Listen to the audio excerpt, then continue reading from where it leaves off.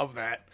Welcome, I love you too, man. So March 9th, 2019. Johnny Boom, I am Janko. Another episode of the community-driven Division Debrief. Welcome everybody to the stream. Thank you for tuning in. It's good to be here. I'm back at locations unknown. Janko is in the Thunderdome, as we would say. Maybe. I don't know. Ooh.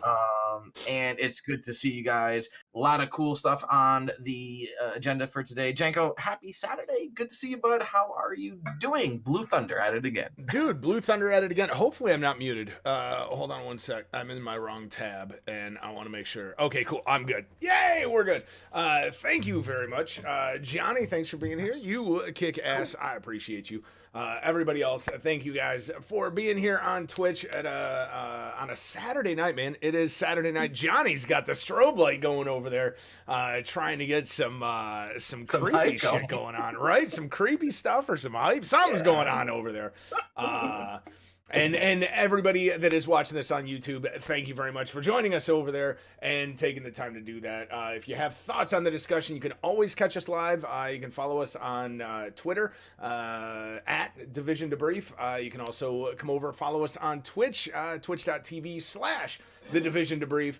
And please remember, if you do like the content, I can't speak today. Words are hard. Remember to like, share, and subscribe, and comment down below so we can keep the conversation going all week long. And that's going to be extremely important this week for something that we're going to announce later on in the show. So make sure that you pay attention. If I can remember, I'll put a timestamp in the description showing when we talk about the debrief madness. And comments are definitely going to be needed on that because you guys are going to have a big role in that. So, it was a fun week, man. Yes. A lot came out. There was a huge state of the game. And while I was Ubering, I had it on. I was kind of listening to it, missed some stuff, went back, watched some other stuff. But there was a lot of info there. Did you get a chance to catch it, Johnny? Chat, did you guys get a chance to check it? Yeah, I mean, I was in there. I was saying hi. That was, I would say, I forgot to even mention to you even off stream. But the thing that I really liked about this last day of the game was I think a vibe was there for people like yourself and myself and a lot of the other agents who have been playing this game for a while, even if it's just a year or less, a year or more. Everybody was like, hey, Janko, hey, Johnny, hey, Jim, hey, Jane, hey, Petey, hey. Everybody was like, it kind of felt like, that last hurrah, and it was like that one big gathering, kind of like one big hype fest. So I thought that was really cool. But I did see it. I kind of was like in and out because I didn't want to be I didn't want any spoilers, and they were really good about not revealing spoilers. I just wanted to go in with as clean of a slate, if you will, as possible. So like I was like listening, but maybe kind of just more like socializing and hanging with friends in chat. I definitely took some cool pieces of info from it. And again, pardon me, guys.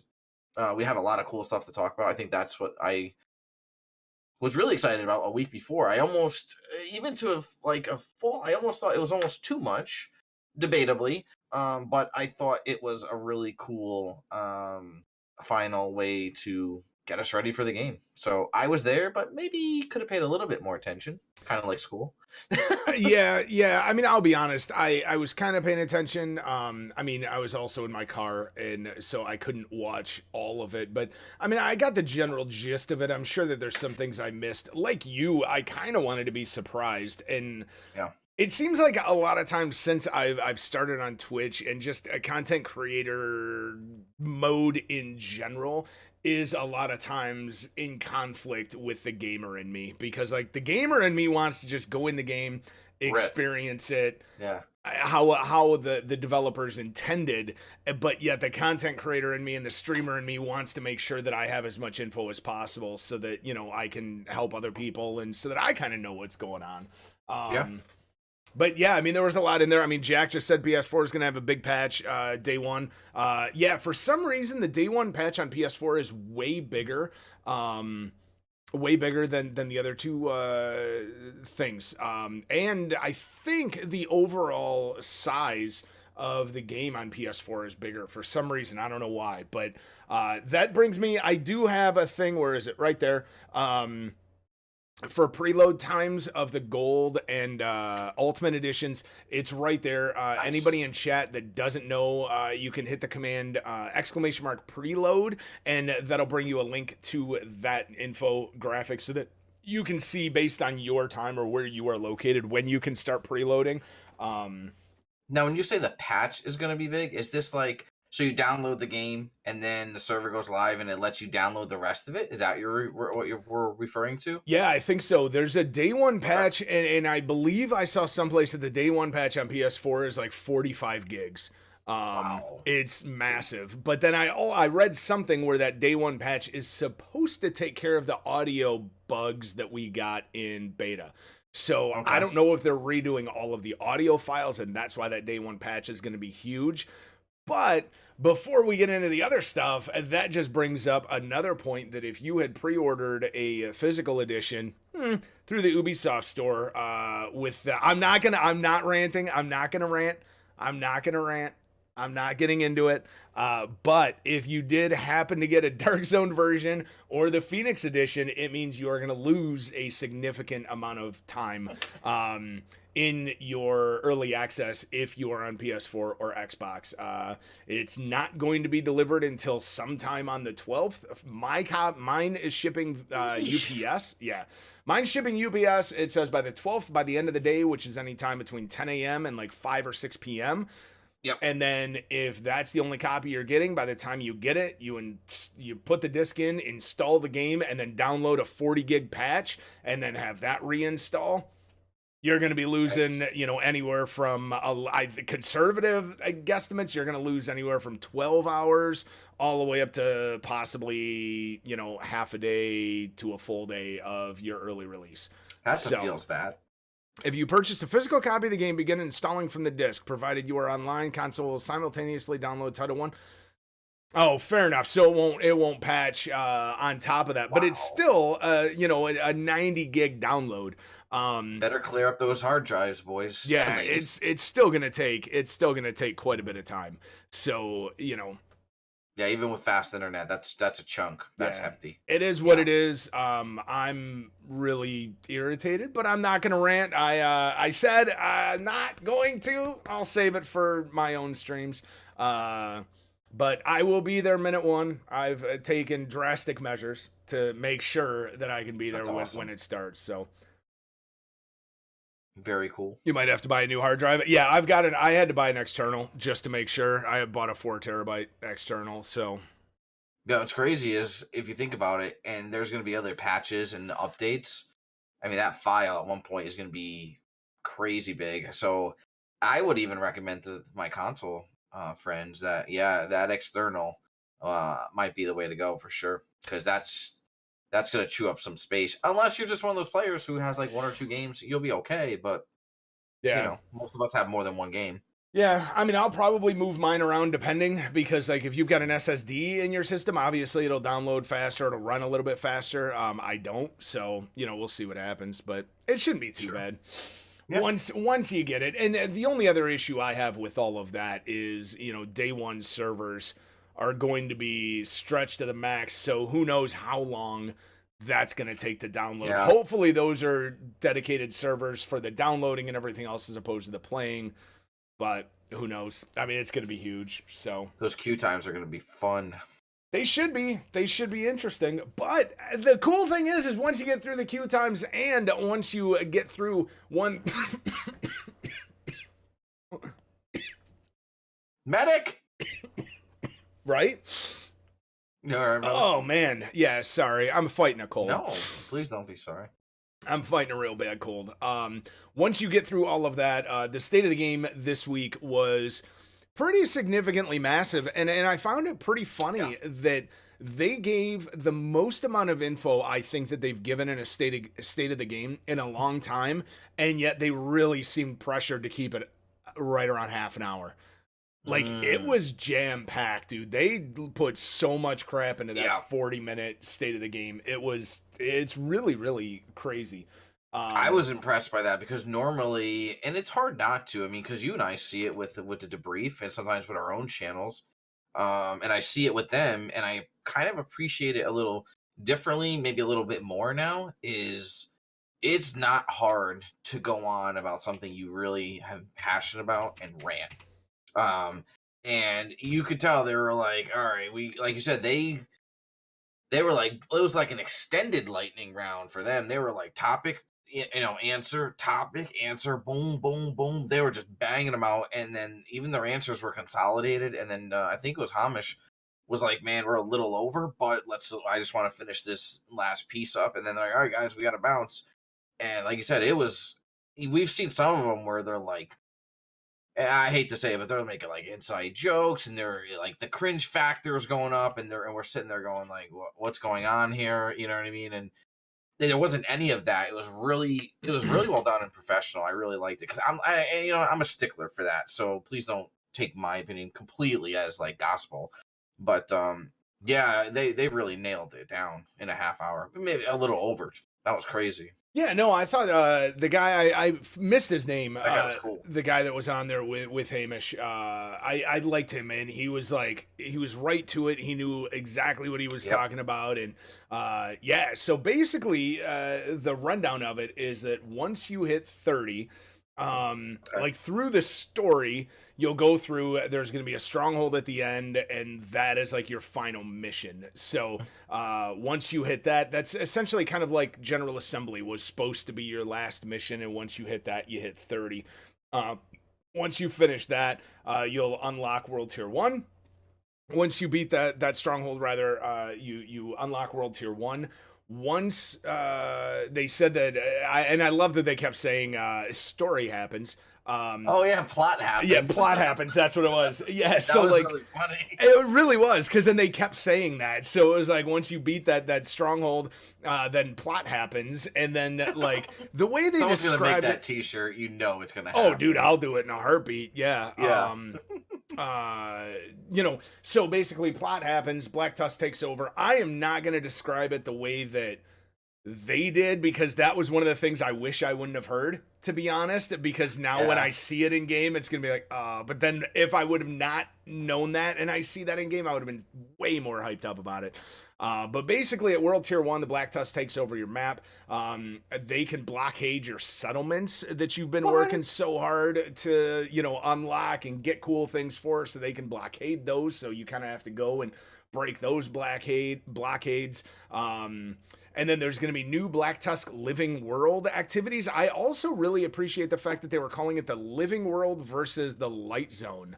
It wasn't any more Light Zone versus Dark Zone. It was like the Living World. So I like that change. I like that too, because it literally gives its own new identity. I think that's the thing we've talked about a lot is this is Division 2 and that was Division 1. And while there's obviously similarities, it's nice that we start, they're trying to, even maybe them, us, get our own little lingo and our own phrases back in line, which, we so famously have for Division 1. Because I think that'll really help it have its own unique identity for the Division 2, which it should. It's a different game. So I thought that was really cool. That's a good pickup. I like that. Well, that and I think hopefully just that little tiny change in vernacular will maybe help with some of the PvP versus PvE bullshit that we've seen, where like, you're not a real player unless you're a PvPer, or, let's do this for PvE. It's just a living world overall. So it will be interesting to me to see how many of these things bleed into the Dark Zone. I don't know if they will or not, but it'd be pretty cool to see if they do. But yeah, so on top of that, factions will start fighting each other and the Black Tusk, right? That's pretty dope. It is pretty cool, right? Like, you'll have the hyenas fighting. Like, they're not just like, oh, we're going to bow down to our Black Tusk overlords. No, man, they're going to keep fighting. And that's pretty damn cool. It is. It kind of reminds me of how, like, in like little pockets at times in survival, or you'll see it in the open world too, more so not like West Side Pier, but the Light Zone, from Division 1, where all of a sudden they're just like shooting each other, and you're like, all right, guys, you can go at it, like no problem. Yep. And if you're a smart player, you start shooting the NPCs with less, health, and then all of a sudden the guys turn around and go, "Oh wait, someone else is here." Yeah. So it's kind of cool. Like you're getting like a front row seat to like just mayhem. It's kind of cool looking. Yeah, I've always appreciated that in survival. Although when the survival servers were more busy, it always used to freak me out because I'd be running around and then all of a sudden I hear gunfire and I'm like, oh, players, where are they? Because I hear gunfire and I'm like, I start going over there and then there's just a couple of cleaners going at it with a couple of rioters and it's like, oh, come on, man. That's not what I wanted. But yeah, so then that opens up World Tier 1. You've got all of those, the invaded missions. You go through, you do all that kind of stuff. And then to get to World Tier 2, essentially, there's strongholds. There's 3 strongholds, one of which you beat to get from, like, basically to begin the World Tier. And then there's 3. So to go from World Tier 1 to World Tier 2, you beat 1. To get from World Tier 2 to World Tier 3, you beat another, and then to get from 3 to 4, you beat the third one. And each one of those has 2 invaded missions that are associated with that stronghold. So you need to do those just to unlock that stronghold, and then the strongholds will have an associated gear score with them that you must reach before you can actually even access it. Ooh, that's quite the different change from here. Go do all the blue security wings. Go do all the yellow wings. Go do all the medical wings, and then you're done. And you're like, derp. I really think just on paper alone, the progression path feels and it sounds really like in depth, and which is a good thing. I mean, you don't want to burn out of content and fun. Yeah. You don't want to burn out too soon, as they say. Well, and the other thing I like about it is that there's even for your second, third, and fourth characters, it's gonna mean that you actually have to do content instead of just logging into your second character, dumping gear from your first character to him to have this super high gear score, and then all of a sudden just clicking a button and being in World Tier 5. Nope, you're at least going to have to do these 6 missions and then the 3 strongholds to go up. So I really, really like that change. I think that's cool. I do, because like you said, literally to your point, it was just you did one and then you could just throw a few weapons aside, throw a few gear pieces aside. Oh, I'm playing with Imperium and Janko and Kirky. Oh, hey, we're just gonna throw all this guy all his gear, and then boop, 2 seconds, he's ranked right up. Yeah. I like the idea that it's gonna be a little bit more in depth. You can't just rip through it like that. Yeah, I mean, it might get to the point where if you've got one character that's fully maxed, I don't even know what max gear score is. I don't know if they've announced it or not. I don't remember hearing something. Yeah. If you've got one character that is, and you dump that gear down to your second character, obviously, like they said, I think the gear score on the state of the game for that first stronghold at World Tier 1 was 275. So let's assume max gear scores 400. Just I don't know what it is, but if you've got a character at 350 or whatever, that 275 isn't going to be that difficult anyway. So I think that by the time you get to your second, third, and fourth, someone said 500 max gear score. Oh, fair enough. So maybe it's 500. But if you've got a character at 500, 275 isn't going to be anything. So it might get a little tedious having to do those, but I would still much prefer this system to just a quick button click and then boom, I'm there. Yep. And then they said at each new world tier, enemies' gear score will increase, difficulty ramps up, and then that same process is how you continue to advance. And then that goes through World Tier 4. And then once you hit World Tier 4, challenging difficulty becomes available for the World Tier 4 repeatable missions. So you get that challenging difficulty. You can start, getting better gear and stuff like that. And then that's the one where you have to beat the Tidal Basin stronghold, because that's like the Black Tusks home base. That's their main base of operations. You have to beat that to open and unlock World Tier 5, but that's not available at launch. So I'm going to be super, super curious to see when that launches and what the percentage of players are ready for that when it launches, and who are still just enjoying the game. Because it sounds like there's so much to do Yeah. This goes back to what I was saying before we even started talking about the content creator versus the player. Part of me doesn't give a shit about being raid ready. And like Jack had said, hopefully the raid will be, in by like a month after. But like Marco was complaining that like them time gating World Tier 5 sucks for a player like him who's going to blow through all the content because they can't get right into endgame. But then part of me is on that side because I want to get to endgame. I want to be able to do that. But then part of me is also like, man, do I really want to blow through all of this stuff just to be raid ready on day one? Because it seems like there's going to be a ton of shit to do. Yeah, I mean, from the looting, the open world, like you said, like we've been talking about this, the leveling up, the world tiers, the missions. I mean, right off the bat, there seems to be a ton of material available. So I'm kind of torn. Like, I want to level up fast too, just to see if I can get access to like the better gear.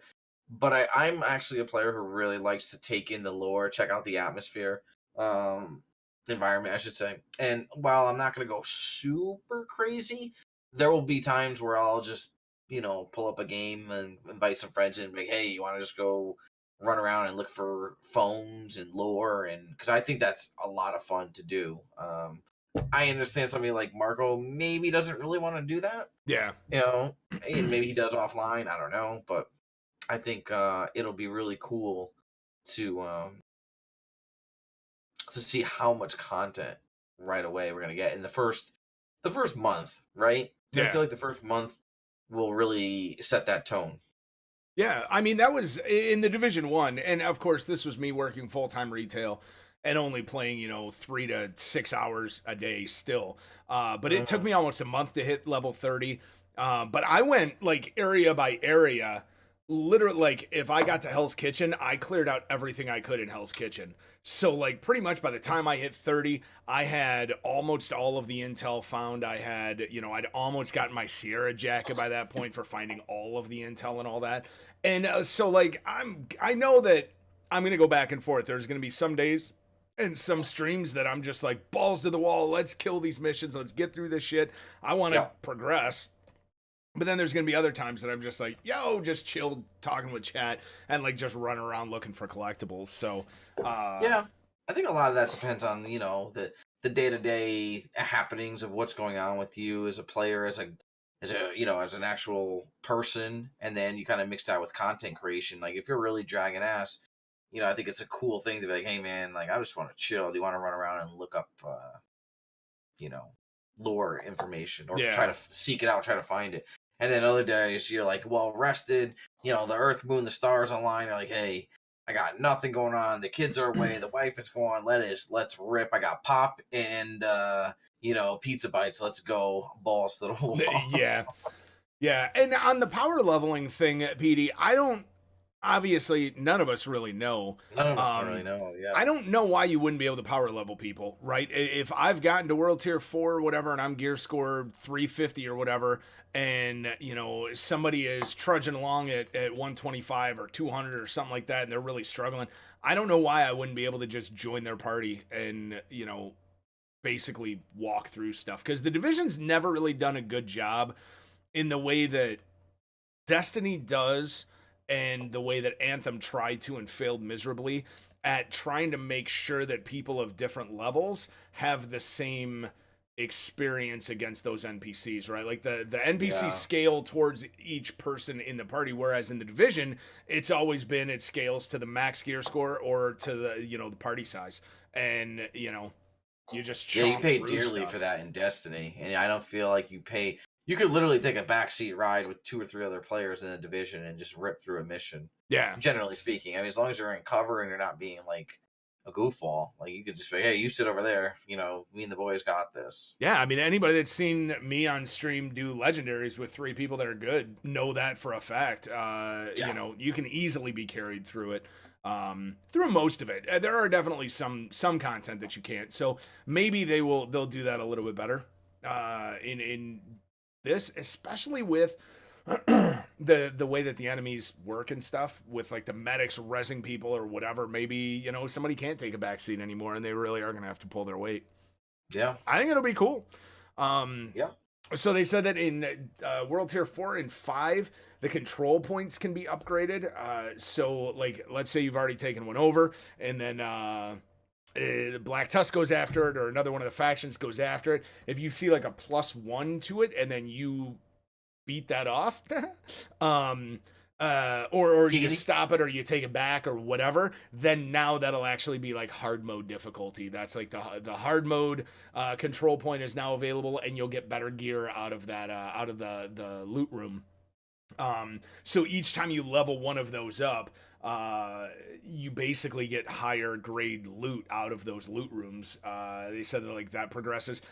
From 1 to 30, all of the control points are essentially like normal mode, and then +1 is hard, +2 is I think challenging, and then +3 is whatever, all the way up to heroic. And then that means that those supply rooms get more and more stuff at higher and higher levels. So that's super cool, man. And that's the thing, like, to the people that want a power level like Marco or whatever, it might be a better way to gear up, to take your time and do stuff like that, and to level those things up so that, you know, every 4 hours or whenever they restock, you get a fresh influx of all of this new gear at top level, rather than just sludging through, you know, invaded missions or whatever. You know, it might very well be.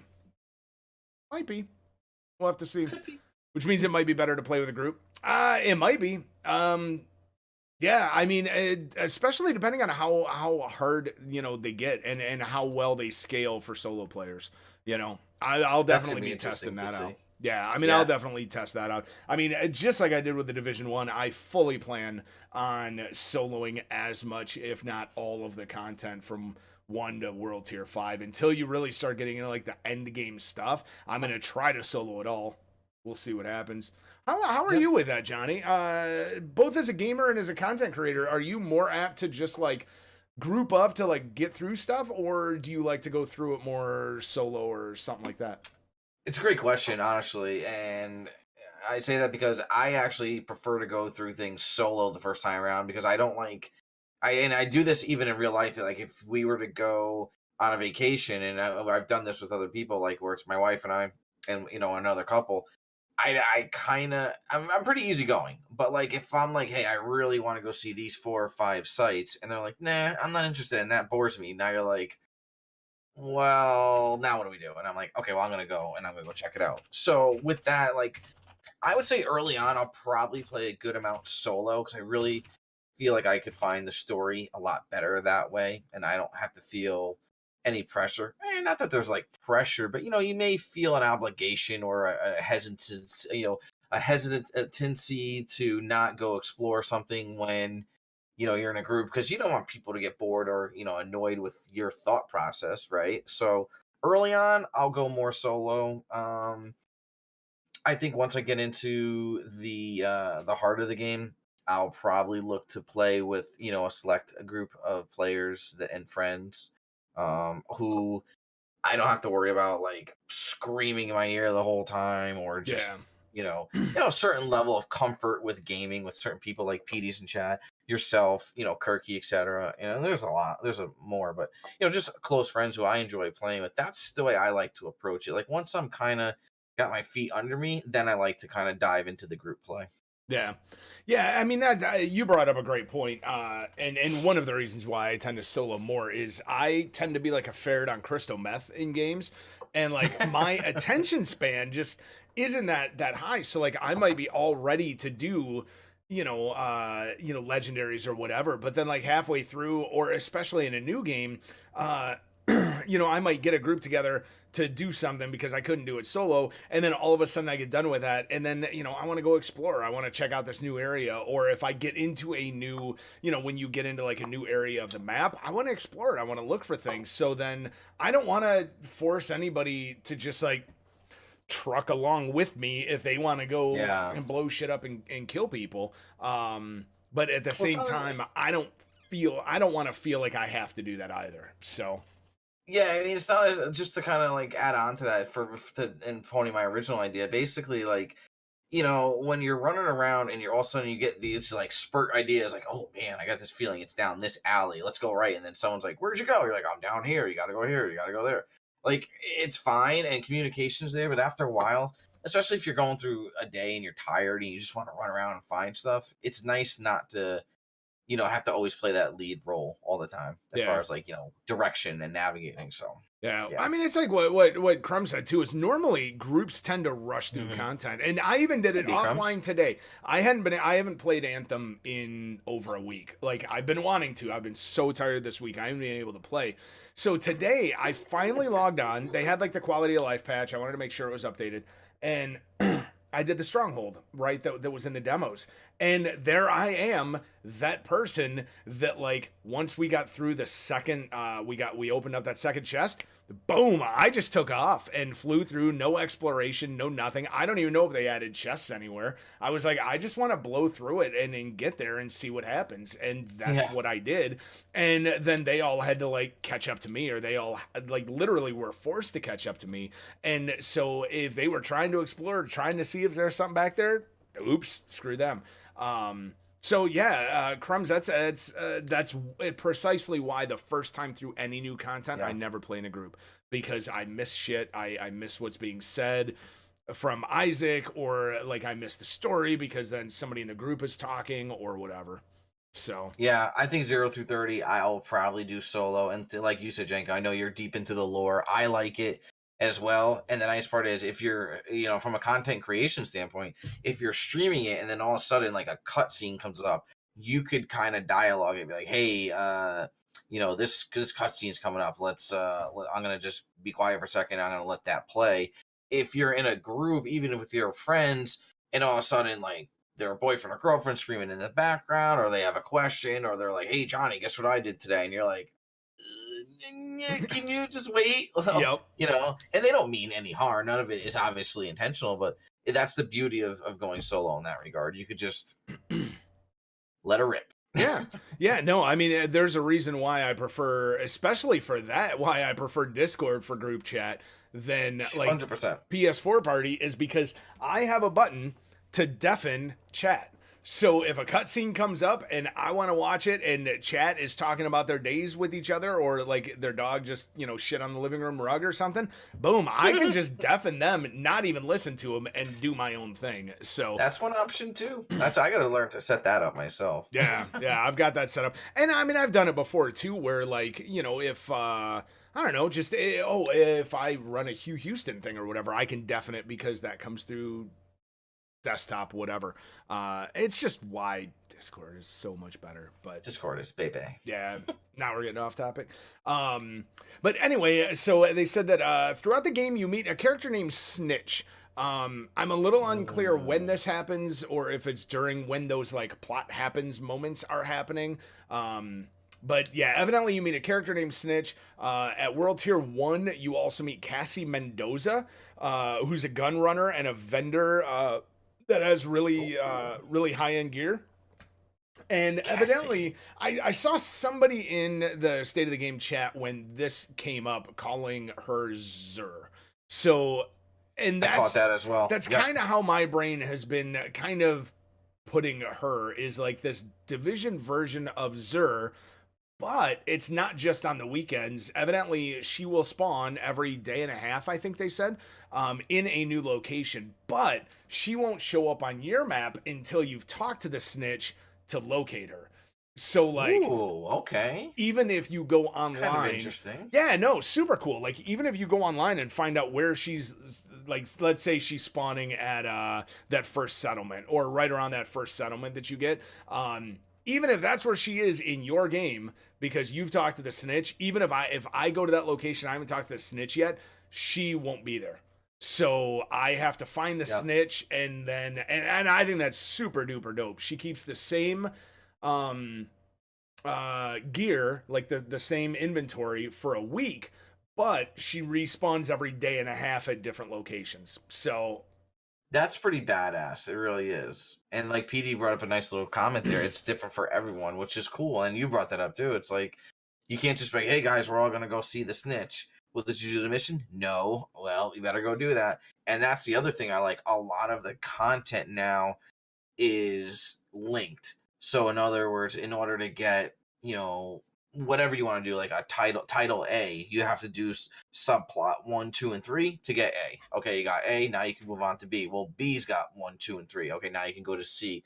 I like that because it really keeps you in the mix. It keeps you again, it really reminds me of like Destiny stuff. Like, okay, you want the Ace of Spades, well, you got to do these couple things. Some are solo, some are in groups, some are just collections, some are it keeps you motivated and it keeps players, when a quest or something new comes up, or in this case, levels, bounties, etc. Like, I think it really drives people to stay engaged. I think it's a good.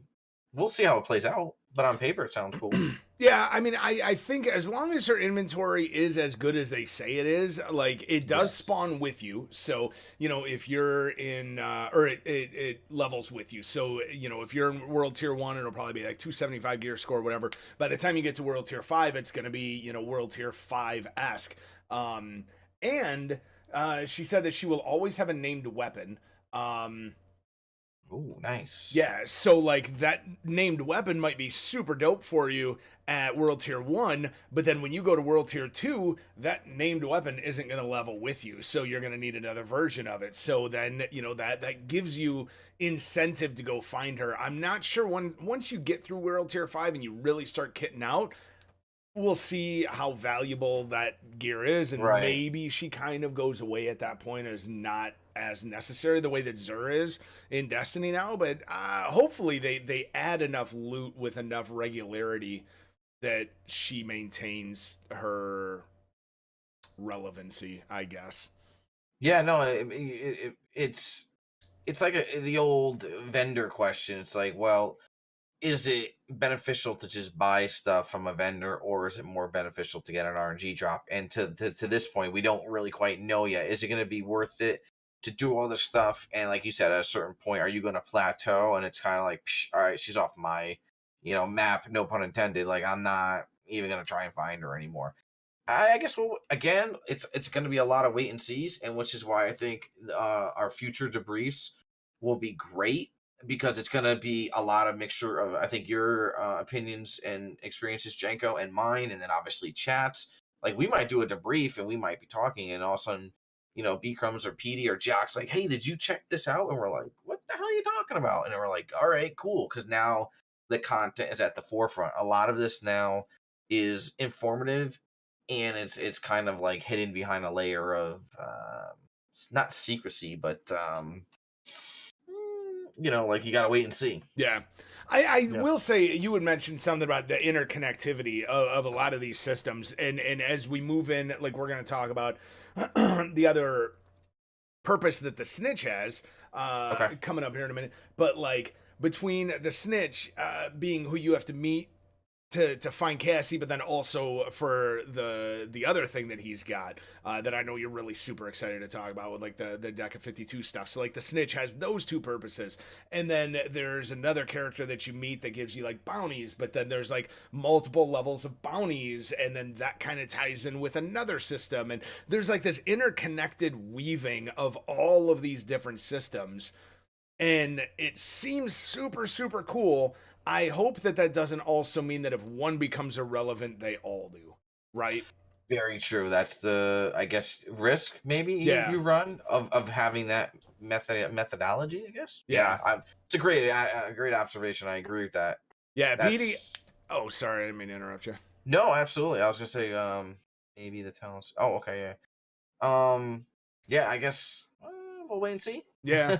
Yeah. I mean, if she's got random rolls, how cool would it be? And I doubt that they're going to do this because I think too many people get pissed off. But if named weapons have random rolls, which I kind of hope that they do, I kind of hope that they're the same as they were in Division 1, where they have like a set perk or something, but then everything else on them is random. That would be super dope. How cool would it be if that named weapon for you on Cassie is different than what it is for me? I mean, that would truly add a level of individuality and kind of luck and whatever. Like if I met Cassie and she's got this badass, not that the house is still a named weapon, but let's say there's a named weapon named the lamp, and I'm like, dude, I love lamp, and then you're like, dude, lamp sucks. Like I didn't get a good lamp roll. Like I think that would be pretty cool. Yeah, that would be pretty neat. Because then I think the nice part about that would be, let's say meta-wise, Lamp all of a sudden is just mediocre, and you're like, I love Lamp, and she's like, are you just pointing at things in the room saying you love them? Right. That's such a great line. But yeah, no, I think the thing about that would be cool, like if that particular weapon became, let's say, meta, ostracized, but you got a nice roll that you could somehow make it work, you could be like, well, not a lot of people are using this gun, but man, you should really give it a try, because with these two talents, it's pretty badass. Now, maybe the third one's locked in or not, whatever, but I get your point, and I really like that. That's kind of cool, man. I would like to see that. Yeah. What do you guys think? Yeah, I mean, I think it's funny too. This is another thing that I love about the Division more than any other game is like Jack, states he's going to be looking for a G36 or an M4 to drop early. I'm honestly looking for, I don't even know what. And like, after we talked last week, thing. No, it really is. After we talked last week about the specializations, I'm still not sure if I want to go, the demolitionist or the sniper, and it's gonna be, I'm telling you, it's gonna be based on what my drops are, and how well I do with those weapons, because I don't want to force my play style to fit with something else. I want to find weapons that truly kick ass for me, and just run with those, and then take it from there. Agreed. To see what happened. So they said you can calibrate one talent on a gun by using another gun in your inventory. I'm super curious how that's going to work. And I know somebody sent me a video or an infographic on that or whatever. I'm still kind of confused as to how all that's going to work. Yeah, I'm going to be honest. When I first hear that, I'm like, stereo instructions. I'm like, what? Why would recalibrating one talent on your gun be by using a gun in your inventory? I don't see how they connect that. I know what you're saying, PD. I'm curious, like Janko said, how that plays out, because that could be kind of cool too. Yeah, I know that you can take a perk off of one weapon and add it onto another. Okay. But I don't know how that necessarily works. Like, does it replace one of the ones? Do you get to choose which one it replaces? Can you only do that once per weapon? So like if I get, for lack of better perks, if I take brutal off of this one and I put it onto this one, can I then take deadly off of this one and put it onto the one that I already put brutal on, and literally make my own perfect weapon? Or can you only do it? That'd be pretty badass, man. Say you want a talent, if another gun has it, then you transfer the talent to the new gun. But the gun you take the talent from is destroyed. One talent it locks after that. Okay. Fair enough. Yeah, that might be pretty cool. That might be pretty cool. Would have been useful for that M700? Well, no, because the thing is, even with that M700, I still would have needed a good one to roll with two good top-tier talents, and I never got one. So. Right on. But yeah, man, so the snitch, when you meet him, they described him as looking like what's-his-face from... Fear and Loathing in Las Vegas, and he's gonna have a deck of cards. Johnny, what do you think that deck of cards is gonna be? Well, if I were to guess, I would say they're probably gonna be named bosses. God damn, that was such a cheesy transition. Yeah, it was like. It was fucking great though, with that man. Stupid flashlight. I'm like a 3-year-old. I can't stop. I've been playing with it under the desk the whole time, and by playing with it under the desk, I mean the flashlight. Yeah, so, sure he does. Sure he does. The snitch actually was one of my favorite things that they revealed. I thought that was pretty dope. Basically, the snitch is an NPC character. For anyone who's not familiar, a flashlight is bigger. Well. That awkward. There's an awkward silence right now.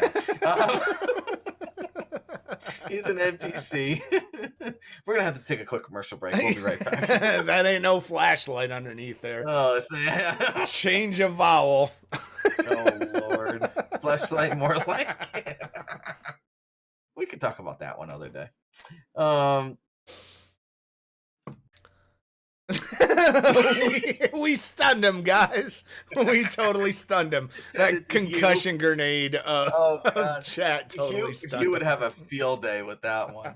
Okay. So the Snitch NPC character, we meet him obviously, and he's going to have a deck of cards, 52 named bosses, which is quite the jump from the 15 or 16 we're used to. Not Division counting 1. Dark Zone, yeah. Yeah, this is pretty cool. So yeah. Each suit of cards is going to be associated with a faction, which I thought was really cool. So maybe faction A has something, the faction has something to do with hearts. There's a faction, and then the spade, blah blah blah.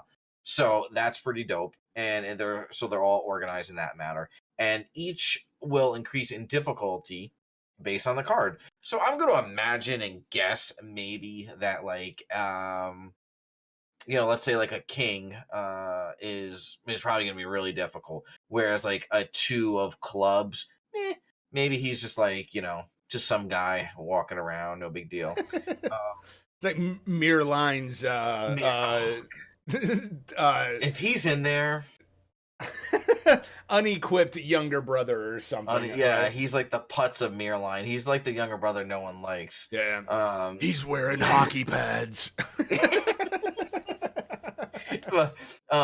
There'll be bosses, and each boss is going to. I thought this was really cool. And I had to listen to it a little bit at first, and then I even had to talk about it with Janko before the stream because I was like, I got it, but like it was like kind of so fast, like they throw it all at us. I was like, wait, what? Each boss is going to carry their own card, and this will be tied to a commendation.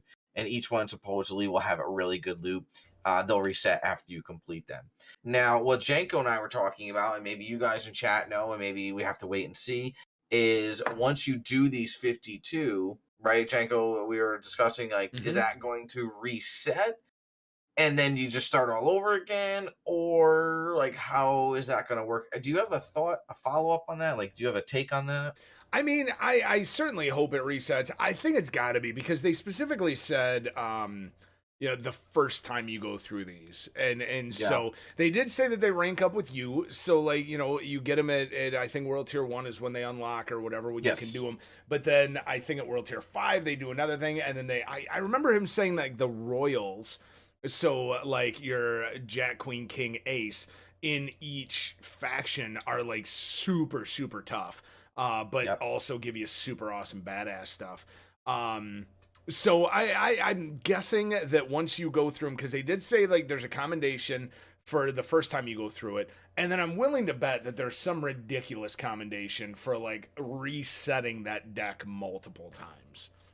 And if that's the case, I could see myself doing that because that's something that really appeals to me. Like that whole grind. It kind of reminds me of almost attacking the commendations from Division 1 where you had to kill, say, like 10,000 rioters and then 10,000 whatever. I mean, that was a lot of us got through the stage 2 and 3 of that really quick, and then 4. 3 to 4 was like another 2,000, and then 4 to 5 was like another 5,000. It was 10,000 total per faction. So I could see this being pretty grindy potentially, which is also pretty cool. 52 bosses, Seagull is saying, plus the raid boss being Joker. Oh, okay. That would be pretty cool. That might be pretty cool. The thing, just to butt in super quick, that you just said about the commendation with like 10,000 rioters, I am so happy that they mentioned commendations now at launch because it's one of my biggest pet peeves with the commendation system in Division 2 or in Division 1 is because they didn't introduce that until I think it was 1.6.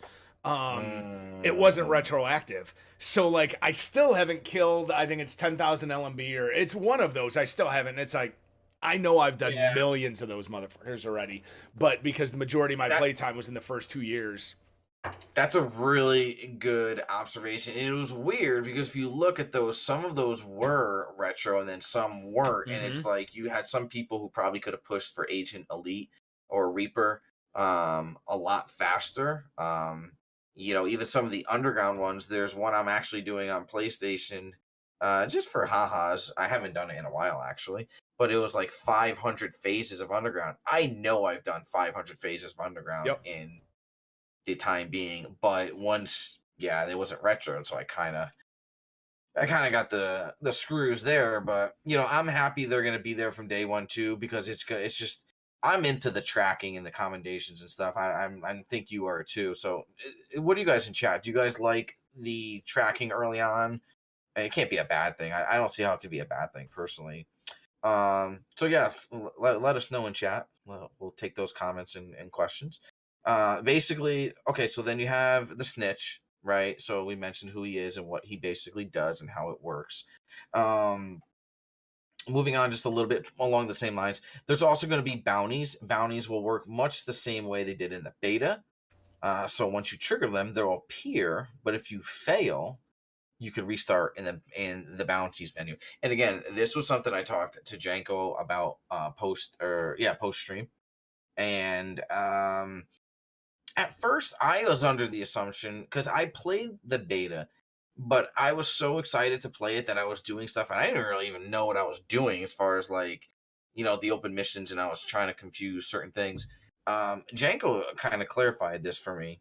And Janko, do you want to maybe clarify it the way you explained it to me? Because I thought that was a really good explanation. Yeah. So like the bounties, this is again going back to that interconnected system. Some Mhm. bounties you will unlock just like you did in the beta when you get a new area, or you're finally unlocked, or you leveled up enough to take on a new area. There's a safe house, right, that you go and you find. Once you find that safe house and you like check in at it, you get a project, and it'll be like I know one of them was, I think, collect 4 or 5 shade tech caches, Yep, that was one of them. do 3 or 5 world events, right, like the little loudspeaker one, or keeping somebody from getting assassinated from like the public executions, doing those things. And then there was like another thing to do, and once you did all 3 of those, you unlock the boss of that location, of that area. And then there was 2 in the beta that you could do, and essentially it becomes a bounty where you assault a little mini base, and you go in there, you kill them, and there's a named boss at the end. You kill them, boom, you get their loot. Got some good loot too in those little loot rooms, right? Well, that one didn't have a loot room. Not that I don't remember. I think there was a chest, and then you got loot from the boss itself. But I think that was it. Okay. But yeah, if you die in North Lawn Bitches, is one that we're going to talk about in a minute, because that's part of a different system, but still interconnected. That's why that's why all of these systems seem to just be a layer on top of a previous layer. Hmm.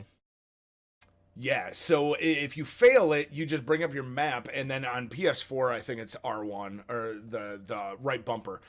You hit that, you go over one tab, and that's your bounty section. As long as you've got the intel, you can Yep. repurchase that bounty and then go attack it It again. reminds me of like from Division One when you went to such stated state safe room, and you went and talked to that putz by the map, and they're like, here, go do these little side missions, and then the area is clear and you got some target intel. Now it's kind of along the same premise, but a little bit more in depth, just like Janko was saying. You got to find some things, kill some things, go some places. It's not just do a couple side missions, okay, the area's clear. So Yeah. I thought that was really cool. um they go on to say later on in the state of the game about World Tier 4 and 5, priority target network will open up at Tier 4 and 5. So now you're getting close to, uh, higher difficulty, more difficult content in potential theory. And basically, it's a interconnected network of the high priority bounties. So basically, what we just talked about, and then they connect them with what Janko 7 is what we have, right? 7 high priority bounties. Yeah. Um, Basically, and again, it's tiered, and it's kind of, I call it like ladder syndrome almost. Like our Janko is saying, like layered is actually the best way to describe it. But 4 of them will be hard, and then they progress in difficulty, and they'll eventually become challenging and heroic.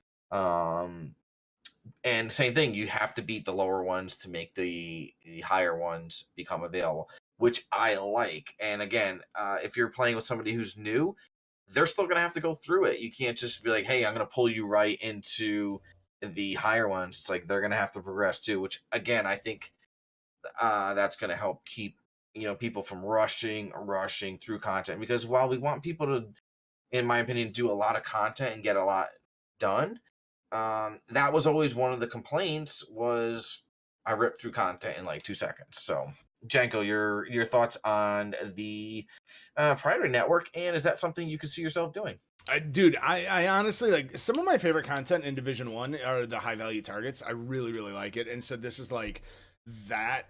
I mean, I don't really like it now because they're so stupidly easy, but Right.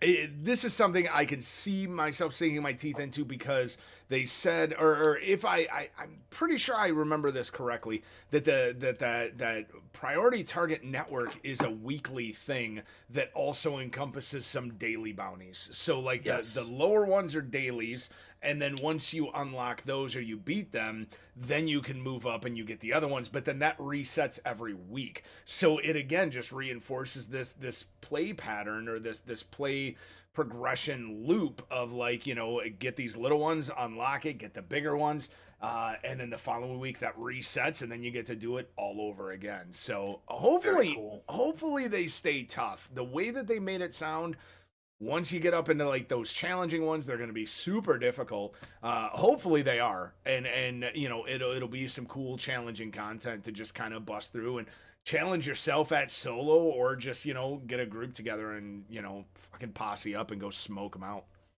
10-4. Couldn't agree more. I actually used to like doing some of the HVTs and from Division 1, and one of the things I didn't like was doing those target intel missions, because I just felt like you'd go to one of them and kill 2 guys, and then you go to the next one and kill like 2 or 3 guys, and then you go to the final one and kill 8 guys and the boss, and you're done, and you just got a handful of intel, and it felt very blasé and very boring. In fact, I wound up doing that combination very late in the cycle, and I was like, man, this is brutal, because I was trying to do it so fast. It was just so slow and boring, and I think this is nice because it will reset and it's going to be tiered. So, um, my next point, moving on along the same line of information that they put out, was there will be another character whose name is going to be Otis Sykes, and he will be recruitable through the story, and he'll introduce 2 of the daily bounties. The bounties will require intel, which we kind of figured, and that's cool. Once you recruit him, the intel you can get from defeating enemies, from doing hard missions and harder difficulty missions. And basically, named enemies and higher difficulty enemies should drop intel. So again, and Janko, I'll let you jump in here. I think that's kind of cool because it will encourage you. Let's say you're just running around with friends and you're like, you know what, we're going to go and just harvest as many resources today as we can. We're going to go grab the little suitcases. And all of a sudden you kill an NPC. Now it will be worthwhile to basically kill everything in your path, because maybe they drop some intel and you'll need that. And it ties into another aspect. It'll funnel you into another channel. Again, chat, please, your opinions and comments. Janko, what's your take on that? Yeah, no, I mean, I think it's super Same. dope. Yeah,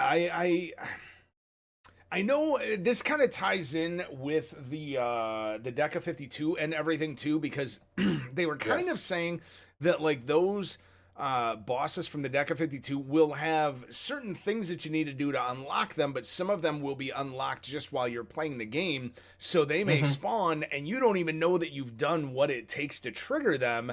And while you're in the middle of one thing, all of a sudden, here comes Billy Badass running around the corner with a posse, and he's, one of the royals or whatever of that class, and you have no idea why he spawned, but he spawned, and now you have to fight him too. So it really does sound like a living, breathing world that, again, man, that interconnectivity of all of these systems has me more excited than I should be.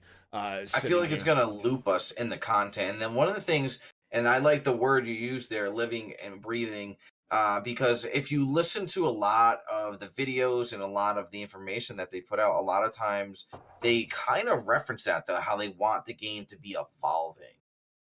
And they mentioned that, and then there's some other previous videos that we saw on the debrief where they basically said that exact same thing. Like, the dynamic, the environment is constantly changing. Like, you may think things are good, and all of a sudden, boop, these missions and these characters pop up, and it's like, now you have to go tackle that. Well, that may trigger this, and that may trigger that, and it's just, I feel like it'll be hopefully in a good way, like a ping pong, kind of gameplay where you're bouncing all around, you're constantly on the run, doing stuff, and I think that will be cool. Like, to your point too, Janko, if it's done correctly, and I guess time will tell on that.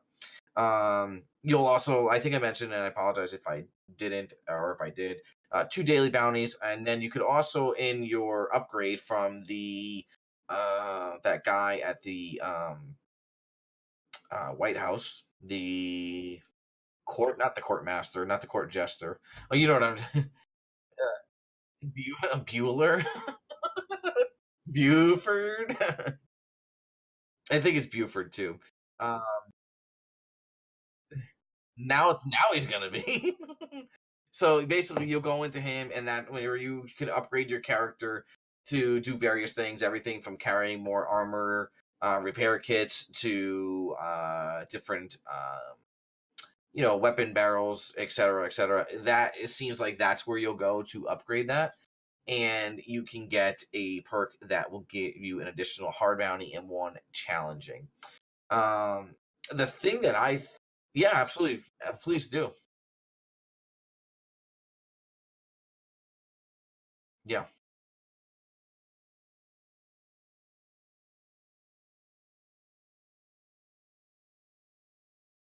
Oh, I am muted. We were just to tell chat what I was just saying to Johnny, who could hear me and you guys couldn't, is that when we were talking about character progression last week or whatever with the beta, and I totally forgot to bring this up. I love that new perk system.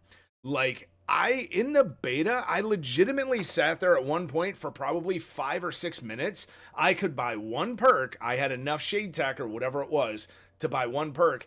And I was like literally scrolling through them like, okay, do I want this magazine for this 5.56? Well, no, because I don't really have a 5.56 weapon yet. So, okay, well, I'll take that. Well, no, do I need... Oh, I could have an extra grenade, or I could have an extra armor pack. Oh, wait, do I want to unlock an extra bounty, right? Because that's going to get me more gear overall. Dude, that system is super, super... Oh, Coop Dennison. No, his name is Buford. From now on, Coop Dennison is now Buford. We're gonna hashtag Buford. Yeah, hashtag Buford. We'll get that fired up. Hashtag Buford. Hashtag Coop is Buford. I think that's what is really prevalent, Janko. Is like, you see that in so much of this game, and I don't know how long they can get that to last for, or if it's going to be set up that way to last indefinitely. But choices seem to be a huge part of this game, from gear to perks to what you do next. And the fact that it's evolving, wow, man. I mean, it seems like you could be, always making a choice, which is a great thing, because you're not stuck on, what do you guys want to do today? I don't know. I want to farm the dark zone. Like, I mean, you'll have, that'll be one thing, but I think it'll present itself in different ways that it will potentially give you a lot more avenues to find things to do and have fun. So, co-op is Buford. Buford is co-op. Coop is Buford. Yeah, I do think his actual name is Coop Dennison, but he's gonna be Buford from now on. And yes. And not only is he gonna be Buford, but I believe he's got a brother named Biff upstairs, but I'm not sure which one Biff is, but we'll figure it out. Sharon, thank you very much for that raid. You kick ass. Welcome everybody new to the Division Debrief.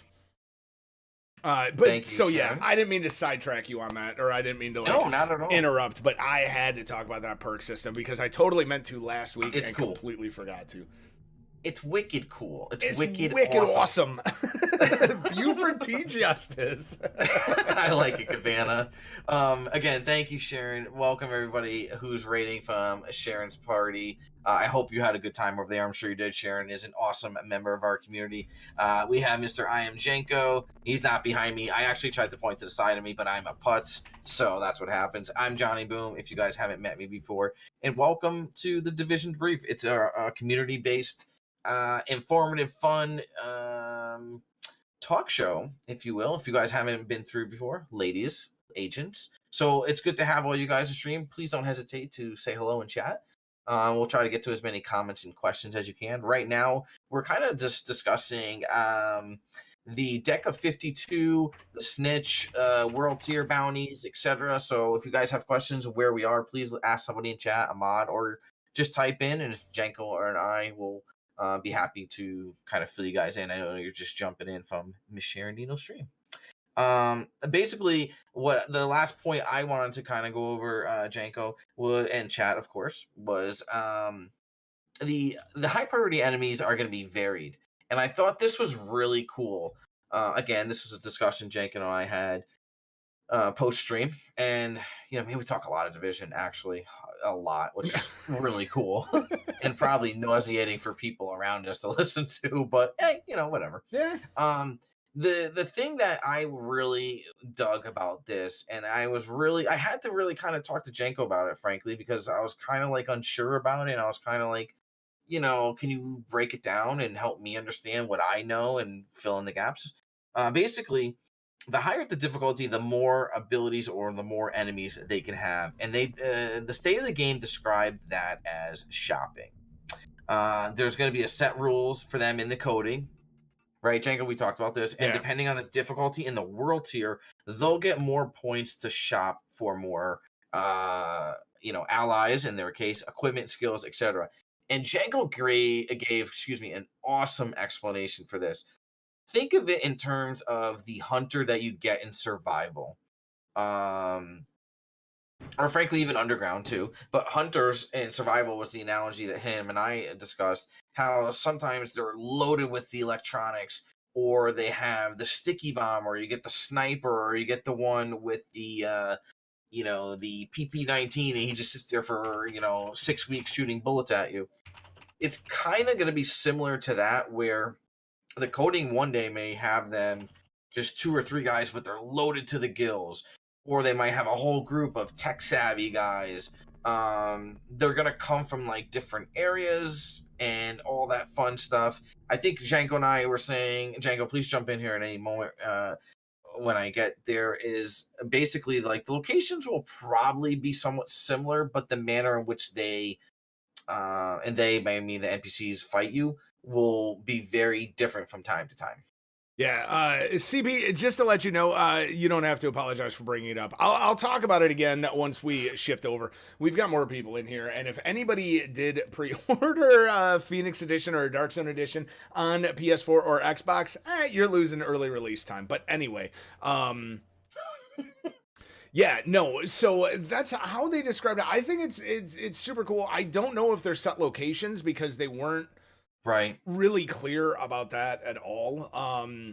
But I think it's going to be cool to add a ton of hopefully replayability to these, right? If it is like those the hunters, but then you end up going up against I don't know, Dirk Diggler, right, as a named boss, and this time he ends up spawning with a sledgehammer and 14 guys with him, and then the next time he ends up spawning, he's a medic with only 6 guys, but they're all high-end, gold enemies. And that would be super, super cool, especially when they were saying about how, those guys can spawn at you while you're not really ready for them, right? So while you're doing other things. That was cool, man. Yeah, I liked it because it adds a wrinkle. It reminds me of how you hear this term in the NFL a lot. They're like, oh, well, this team gave them a wrinkle defensively. It's something they didn't really expect, but they knew more they knew they were going to face a base 4-3 defense, but then they kind of added a wrinkle to it. It's a slight deviation. It's not just the same thing every single time. You might get 2 or 3 in a row, and then all of a sudden you're like, oh, this is easy. And then you walk in there and you're like, what the hell just happened? And because it's totally different. And I like that. I think that's really pretty cool, man. Yeah, no, I think that the system overall is going to be super dope. Especially the way they described it, and I hope that I got it right. Again, I was kind of half in and out of the state of the game. Okay. So you know, if somebody else has a better way to describe it, I definitely appreciate hearing it. But it did, though. Yeah, that whole shopping aspect, and obviously it's all happening behind the scenes as they spawn. We don't know, but I know how frustrating or awesome it can be to go up against that hunter and you pop him. And he's not quite dead, and then all of a sudden he's like, ping, he gets his heal, and then all of a sudden he's ping, and he tosses out a healing box, and then, you know, you're like, okay, cool, he's got his 2 heals, and then you run up, and all of a sudden he sticky bombs you, and you're like, wait a minute, what the hell? Like, good God, this guy's got a lot of shit. That literally happened to me recently. Yeah, and then the way that they described them, too, with being able to have agent abilities, like, how friggin' dope is that gonna be when you go up against a named enemy, and instead of just seeing like the normal named enemy, like the normal, you know, the drones or whatever that they have, all of a sudden, you know, he spawns, I don't know, either the healing seeker or the what's that? The artillery turret from the demolitionist, right? Like, and you're just sitting back in cover trying to pop them off, and then all of a sudden this beer can comes flying at you from someplace where that boss isn't, and you get smacked in the head and you die from it. So I think it's gonna be super, super cool, man. Agreed. I'm looking forward to it. I hope so, at any rate. What is up, young fan? How are you doing? Hey, young. How are you? Yeah, Shadowed, I get the whole sacrificing a few hours for something. Unfortunately, to, you know, in the position that some people are in with content creation and stuff, that really sucks. Especially even huge difference. Even taking that outside of it, and I don't want to get too much into this because I promised Johnny earlier I wasn't going to rant about it. But like, even taking the content creation aspect out of it, somebody that spends $200 or $250 on this game because they're passionate and because they gave that money to Ubisoft 4 months ago, 6 months ago, whatever, to pre-order a Dark Zone version or that Phoenix edition, for them to have to lose early release time when they paid the most money simply because for some reason the Ubisoft store couldn't ship that to the people a day earlier is absolutely inexcusable to me. Like, I don't understand it at all. Especially when it's a physical version. Now, if the PS4 or Xbox would have been able to get digital versions of the Dark Zone edition or the Phoenix edition, we wouldn't be having this discussion, right? We would have gotten our codes downloaded, blah, blah, blah, but that wasn't an option. So, you know, these people, anybody that did that is getting the game late. They're going to have to patch it while servers are already up for their location and everything else, losing a ton of time. Yeah, they get something cool that you can't get anymore, but man, that's a huge hit to take for some people, especially when you pay the most money. So, true. You're going to use NZVPN to play it earlier. I'm way too hyped. Oh, there you go. There you go. Yeah, I will say with the rollout of it, it's going to be interesting, man, because Australia's servers go live before anybody else's. So I forget how far ahead they are of me, but I think there's 5 or 7 hours. So technically, there's going to be people on playing it way, way early than even I will be on the East Coast. Yo, what up, Imp? What's up, Imp? So I kind of want to transition now. If anybody does have anything to either ask or to bring up about the Deca 52 bounties, any of the world tier progression stuff that we talked and touched on, please by all means let us know in chat, because it is all super important. But we are, oh, Jesus criminies, man. I can't type and talk at the same time. Dude, I can barely talk right now. I had way too much pizza today, and I feel like so dehydrated. Dude, I wish I had way too much pizza today. We got a rotisserie chicken from Sam's Club, and I had that and some baked beans. Trust me, nobody wants to be Oh. in this streaming area right now. Danger zone. Dude, it's terrible. Full size of game at launch is about 100 gigs, I think. Massive. No pun intended there. Yep. Giggity. Yeah, Shadowed, completely agree. The priority missions, priority target network is going to be amazing. Yes. It's going to be fun. It is. So the next topic I wanted to talk about, and I kind of teased it a couple weeks ago, and Johnny and I have talked about this for a long time. It was one of the first things. I actually had these notes from before our first show. I wanted specifically this weekend to touch on this topic because our one of our biggest goals for this stream, for this network, for this community that we're kind of putting together and that we are all a part of is about the Division community in and of itself. Not just streamers, not just gamers, but all of us together. And streaming the Division 2 at launch for a lot of new or small streamers, and hell, I even include myself. I'm assuming Johnny includes himself in that. Definitely. Is going to be kind of a nightmare, right? Some of us and some people, I don't even want to include myself in that because I haven't really streamed the Division in a couple of month or two at this point, not regularly at any point. Average decent numbers, and day one through the first couple weeks, man, you're gonna see every single Leviathan streamer on Twitch in the Division directory. And so if you are normally used to being near the top of the directory or anywhere in there, you're going to see yourself bumped way low. And so I think that there's some really good advice that we can give and that we can just kind of talk about to try to help people through that, and just know it should only last a couple of weeks. I went through this when Destiny 2 launched. Shadow's in chat right now, he can attest for it. I was averaging decent streaming the Division, switched to Destiny 2 at launch, and was at the bottom, had no viewers whatsoever for months. And so yeah, I definitely think I have some decent experience to be able to help with anybody. And if anybody is or are streamers in chat, please ask questions. Let us know. You can follow us below. Our info is here. There's also in the chat below.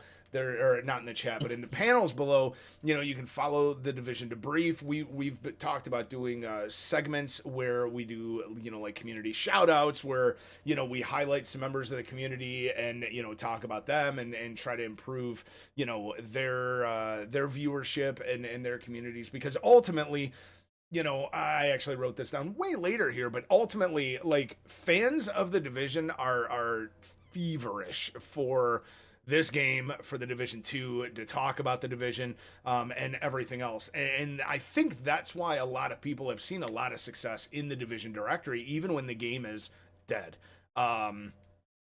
Johnny, I know that you have. So, just kind of starting there, what's your experience with that and stuff? Just real quick, guys, because we have a couple really cool bullet points of information that we want to go over, and a lot of it's going to overlap and some of it is independent.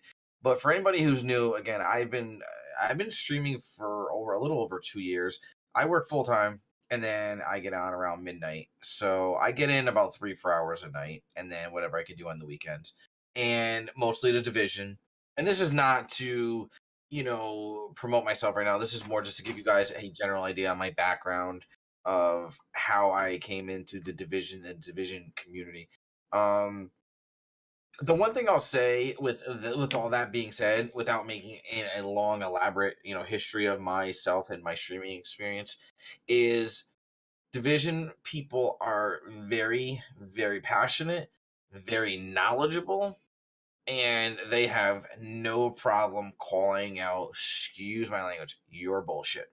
And with that being said, if you are just yourself, and we're going to get to a lot of this later, so I don't want to give away too much of my information now. I think if you're yourself and you genuinely go and you try to network the right way with people in an effort to be friends with them from a gaming standpoint, your streaming will network much better that way because it will be from a genuine standpoint.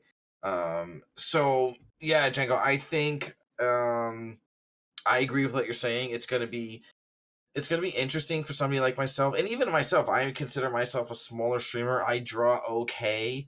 It's hard, to break into communities and really get your name out there. And then now with the launch of this game, while everyone's hyped from a streaming standpoint, to Janko's point, you'll see someone, and I don't know, it could be anybody without name dropping too many people. You'll see a partner streamer with 100,000 followers and 5 million views. They're gonna come in and play this game for a couple weeks, a month, maybe two.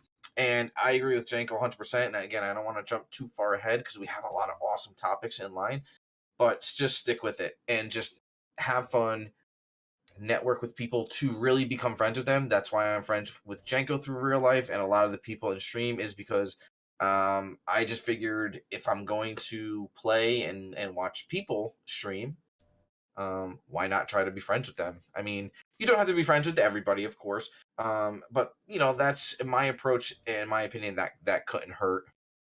How you connect with the community, because we're talking now from a streaming standpoint. Django, did you want to jump into a few of the topics? Do you want to lead off with the first one, maybe? Honestly, I kind of want to piggyback on what you just said a little bit to let people know. Absolutely. The only reason Johnny and I even know each other was about a year ago. I think it was about a year ago. I don't know, 8 months ago, March, sometime like that. Last year, I had gone from streaming the Division 2 or Destiny 2 back to the Division. And I was just streaming one night, and then boom, Johnny hosted me out of nowhere. Like, I'd never heard of him before, never seen his channel before. I don't know. I don't think you had seen me before. I don't know if you had or not. Same. Yeah, no, it's the same. He popped in. His community was super nice. When he hosted or rated, I don't even remember. But like his community, when they came in, were super, super cool. I got a few followers out of that. Imp was one of them. There were some other people, PD, like that came in at that time. And then, I then checked him out later on and tossed him back a host. And just through that, we just realized that like our personalities were pretty close to each other. We started chatting and like a real life friendship. I wish I had, hold on. Do I have it? Oh, I don't think I have it on this one. Damn it, I was going to play the sexy sax. I was going to say, some would actually joke about a bromance being born from it. Blue Thunder. Blue Thunder was born, even though the blue wasn't there. But like, you always want to make sure when in this community, in any community, to make sure that you're hosting people, and when you do, host it from a genuine standpoint of like wanting to share your community with somebody else. A lot of times that means maybe even checking them out beforehand, but it doesn't have to. But then when you do, make sure that you kind of hang out for a little bit if you can. I know that that's a little bit difficult sometimes to do, but like, when you host somebody, pop in there, chit chat with them a little bit, let them get to know you a little bit. You can get to know them. If your community comes along with you and your community is super good, that's going to give that person a positive impression of you and what your community is about, which then might get them back in to maybe host you, or maybe even just to hang out to kind of see what your community is like. And just by doing that, it's networking, but it's also, building relationships and just helping that other person out more than trying to help yourself out, right? You don't want to go into it with a mindset like, oh, I'm going to host this person so that hopefully they host me back. I don't think Johnny had that thought at all. No. When he hosted me. Truthfully, when I hosted you, and it was pretty rare that I do this, and I can talk about that later, and it's just personal preference, but we had actually pulled up Janko's stream. I opened the directory and I did the the desktop capture. If you're using slobs, so basically people saw what was on my desktop, and I saw Janko's stream, and maybe it was just the stars aligned, and sometimes that's how it works. I saw this guy who was just streaming. He had a kick-ass beard. I'm like, let's go jump in that stream. And we watched them for a few minutes, and I asked my chat, I'm like, guys, what do you think? Like, he doesn't seem to be toxic. Do you want to like jump over there and get to know him? And everyone's like, yeah, let's do it. Which on a side note, my community is awesome in that regard, I have to say. And so we did, and I hung out there, and to Janko's credit, he did something engaging to me and I think to my community, and it caused me to want to go back and go back and go back. And that's really what it takes. And then, like I went through some real life stuff, and I'll kind of end it here, but that's how I got to know and really network with Janko, because he was like, hey man, if you need somebody to talk to, hit me up. And I did. And then vice versa. And then I'd be like, hey, what do you think about this? And I would talk a lot in his chat, and it was genuine. I didn't do it for any other reason, other than to really get to know, him and his community. I'm really psyched because he's got amazing people there as well. Aww. So I think that's one thing to keep in mind too, guys. Janko, I wanted to throw this point out to you because you had actually written this down, and I'd love for you to like elaborate on this, because I think it's really important and I think it's really smart. One of the things we did pre-stream, and what we do a lot is we do a lot of discussion, a lot of note taking. And one of the things Janko and I talked about was, especially now with like hosting, and he brought up a good point. Hosting within like a similar view count could be hugely beneficial to you, as opposed to, let's say even you have 50 viewers and you host, someone to the likes of a King Gathalion, no disrespect to him, or any big streamer, to not mention any names per se. If someone's streaming and they have like 10,000 viewers and you hit them up for 50, chances are your alert and that awesome host of 50 people, it's going to go under the radar, sadly. Just real talk.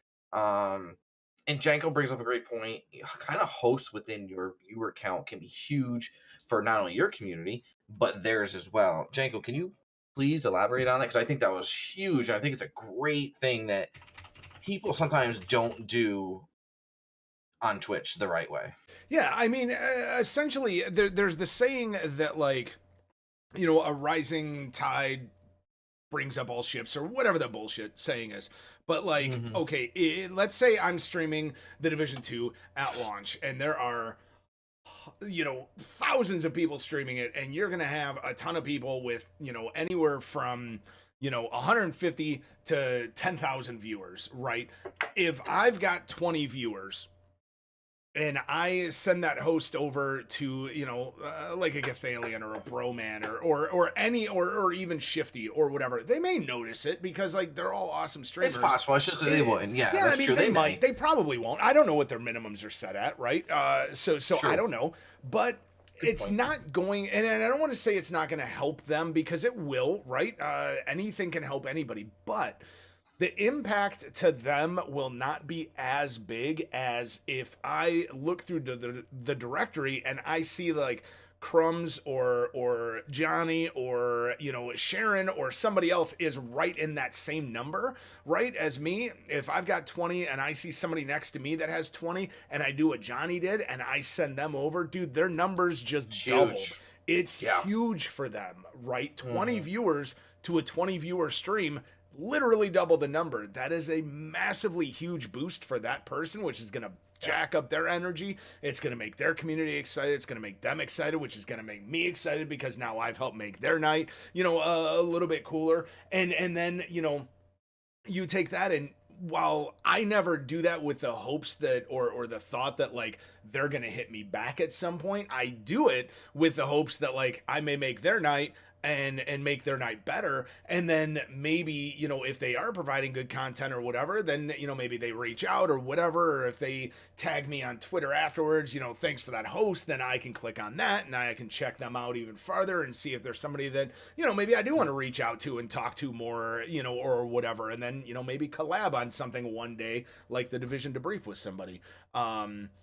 I honestly, I really think that's 100% accurate. And one of the things Janko and I talked about was do it with a genuine positivity and a genuine hope for good karma, and just do it to be, again, I'm repeating my words, but do it to be genuine. Do it to meet another community. If I didn't do that, I never would have gotten to know Janko's community. And honestly, there's plenty more people like that too, who I got to me because we had similar numbers, and I found out, man, they're in the same grind, they're in that same struggle, quote unquote, if you will. You might not get it back. Yeah. That's the only thing too. Like, don't expect it. Try to steer clear of host for host, follow for follow. And one of the things that's nauseating to me, and this is I don't know how Janko feels about this, so I would love to get your opinion, Janko. One of the big things that's really kind of catching on, and I don't like it, I think it's taboo, is I'm only gonna host you if I already follow you. So I'm gonna go through the directory, and if I don't follow Janko and he's on, I'm not gonna host him. I honestly think that's a mistake. You gotta kind of be careful with that because you never know who's out there who you might enjoy their content. I think do it with the good intentions. If like I didn't follow Janko at the time and I dropped him a host, and again others, I did the same. Janko, what's your take on that? Do you agree, disagree, kind of in the middle? Um, Both? I yeah, personally don't like it. I'm kind of in the middle on it because I'll get into it in a sec. I do want to say, RD Gallant, dude, you're absolutely correct, and this is the weird thing about that, and why I said like they may notice, they may not. I have personally seen King of Thalion raid with 3,000 viewers raid somebody who had 3. Uh-oh. Johnny's muted. Who he looked down through the directory and found somebody who had 3 viewers and was like, guys, let's make this dude's day. Let's go blow his shit up. And then dropped 3 grand on him. And that guy, I then watched him for the next 2 hours. I literally watched him call off of work because he was like, I can't let this go. So like, that's the flip side of it, right? If you are a big streamer, man, try to make somebody's day, dude. But that goes back to that 3,000 viewers, yeah. And actually, Blue Moxie's not in here right now, but King of Thalion fucking hosted him one day too, and Moxie's, he was probably around 15 to 35 people somewhere at that time, and I think Gathalion dropped a couple grand on him one day, a couple grand host, not a tip, but like this massive raid. So, there's that. But going back to what Johnny said, I used to be the type that I would not host anybody that I didn't follow because I want to make sure that I check out their content first because I don't want to turn my community over to somebody who I think is a toxic dick nozzle. I don't like toxicity. I don't like, somebody brought it up earlier, the PvP versus PvE super toxic. Gallant brought that up. I'm not a huge fan of that.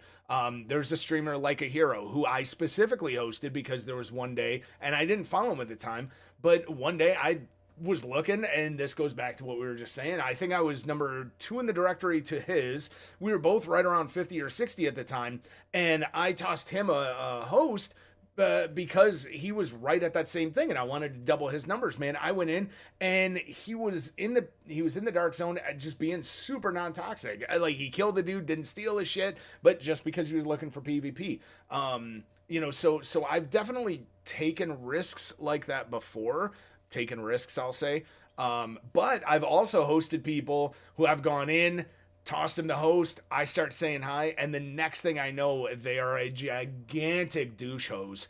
And I ended the host and I actually went back and re-hosted somebody else because I just don't want to do that. I don't want to deal with the toxic behavior. Snake, though, there's a difference. I don't think you're toxic. I really like in your last video, Snake, or in one of your more recent videos, when you were saying you give what you get, right? If somebody comes in to your stream, Snake, and they're being toxic, fucking be a toxic dick back.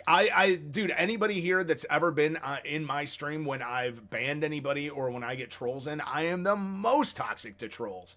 I have the most fun ever when somebody comes in and they try trolling because I'm smarter and funnier than they are, but like I have a blast with it. So like, Yeah, but at the same time, I don't view me as toxic because of that. I don't view you toxic because of that, because I've also seen you just be an absolute riot to be around and just having fun, killing people, PvPing or whatever. I don't think all PvPers are toxic, not by a long shot. I think some can be, and I think that argument can be, but I also think that goes back to, the argument of like trying to separate the community, right? We don't need to be PvE or PvP. We all just need to be Division fans, right? And I know that Yes. sounds super, liberal, Gandhi, hippie, whatever, but like literally, it's absolutely true. But yeah, Johnny, I was just saying about like the hosting people. I used to be less eager, we'll say, to host or raid somebody that I didn't follow, that I've never seen before, because I have had bad experiences where I go in and they're just an absolute dick cannon and I just don't Yeah, want to fucking deal with them. So, I unhost them or whatever. But that's fair. like Johnny said, it is a really good way to meet new people, right? And to meet new streamers. And, legitimately, I have my own process for how I host at the end of my stream. And normally Hmm. it starts with, friends who I haven't seen in a while. And then it goes to like maybe teammates or something like that. And then it just goes to going in the directory. And when I do go in the directory, I look at the people maybe 4 above me and 4 below me, and I try to figure out who looks the coolest. And I just make a comment. Now, Yeah. what I do in that situation though is with my chat, and I hadn't said this yet because I want to know how Johnny thought about this, because he did something I've never done before. I've never brought up a window to chat before. Like you had said that you did that before you hosted me. I've never Yeah. done that, but what I have said is like I have no idea who this person is. So like I don't know what we're about to walk into, but let's go try to cheer him up, give him a good day. We'll see what happens after that, and then bite the bullet and go, because sometimes those risks are definitely worth it. Yeah, it's I understand, and guys, I apologize. I had to throw on the mute and the headphones off real quick, but I kind of was listening to what Janko was saying. I had my kids call me to say goodnight. They're in Florida. I am not, so FaceTime is a blessing for me right now. So thank you for understanding that. But I was listening to what Janko said, and I was watching chat. As far as like with pulling up the stream, and not or in yeah, I should say, and not hosting someone you don't follow. Here's the thing: there's no real silver bullet answer, and I'll say this in two scenarios. I followed this gentleman who was very chill. He was streaming one night, similar numbers, different game. I brought my community over there. And when I brought my community over there, I said hi to him, and I think I said like, "Hey yo, man," and I said like, "Hey yo," or whatever like that. And someone literally made like a homophobic slur in regards to my comment, and it was one of his mods, and I was like, "Really?" And no one did anything about it. And my chat and my community was kind of like, what just happened here? And the guy himself was always really cool, really chill, and sometimes you run that risk of happening. Other times you might pull up someone's stream and they seem really cool, and then all of a sudden they're getting beat in PvE, PvP, and they just go ballistic. You don't really know completely, so that's why I agree with you. And for anybody else who does basically like, I will host you if I follow you, because that school of thought, and to play devil's advocate, makes sense, because you know what you're getting yourself into. You know basically what that streamer is about. So I understand that line of thinking. I would just encourage people not to limit themselves and sometimes take a chance. And I know your credibility and your community is on the line, but you may surprise yourself in a great way. And if you never do it just because that's your stance, you may miss something really great. Um, so I would just say keep that in mind. Um, it's personal preference. I know there's a lot of opinions about it, and a lot of maybe some people disagree with that. I always like to give I guess I like to give people chances. And it's not saying like, Janko doesn't, or other people don't. I would just say I'm a little bit more laxed, and sometimes that could be bad, because that might come back to bite you in the keister. Because especially if they seem cool and then all of a sudden they're going on like racial and bigotry slurs, and you're like, oh my god, what did I do? Because essentially your community and your name is on the line, Yeah. right? Yeah. So Two things, Galan. I want to touch on what you just said about the streamers host mostly within their own team, and that can happen. I mean, every streamer, depending on where they're at in their career, their hobby, like wherever they are on their stream journey, they're going to be networking for different reasons, right? If you are brand new, you're going to be networking a ton of new people, whatever, just to try to get your name out there, right? And then try to you're trying to get your 5 to 10 viewers, or you're trying to get your affiliateship, right? So you're networking for that reason. Once you get to a certain number of viewers or whatever concurrent, then you might start trying to network with more people because you're trying to go for partner, right? So you're going to try to network with different people who can help you, and you can help them in different ways. And some people on stream teams, yeah, they will only host within their own team. I personally, I'm part of a stream team, and it's not one of like the toxic, how shall we say, pyramid scheme stream teams. It's not that at all. Oh god, there's a shit ton of it. So, but the team I'm on is not at all part of that, but because a lot of them don't stream the division, I rarely host them. Sometimes I will, if nobody else that I know is on or whatever, I'll toss them a host. But for the most part, especially at the launch of this game, which is where we were talking about, streaming this at launch, I'm not going to stream a non-division, or I'm not going to host a non-division 2 streamer for a month or two. It's just not going to happen. I don't care if they're on my team. I don't care if I follow them or not. It's just not going to happen, because ultimately, we are all part of the same community, and we can all help each other, no matter where we are, how big we are, how little we are, or whatever.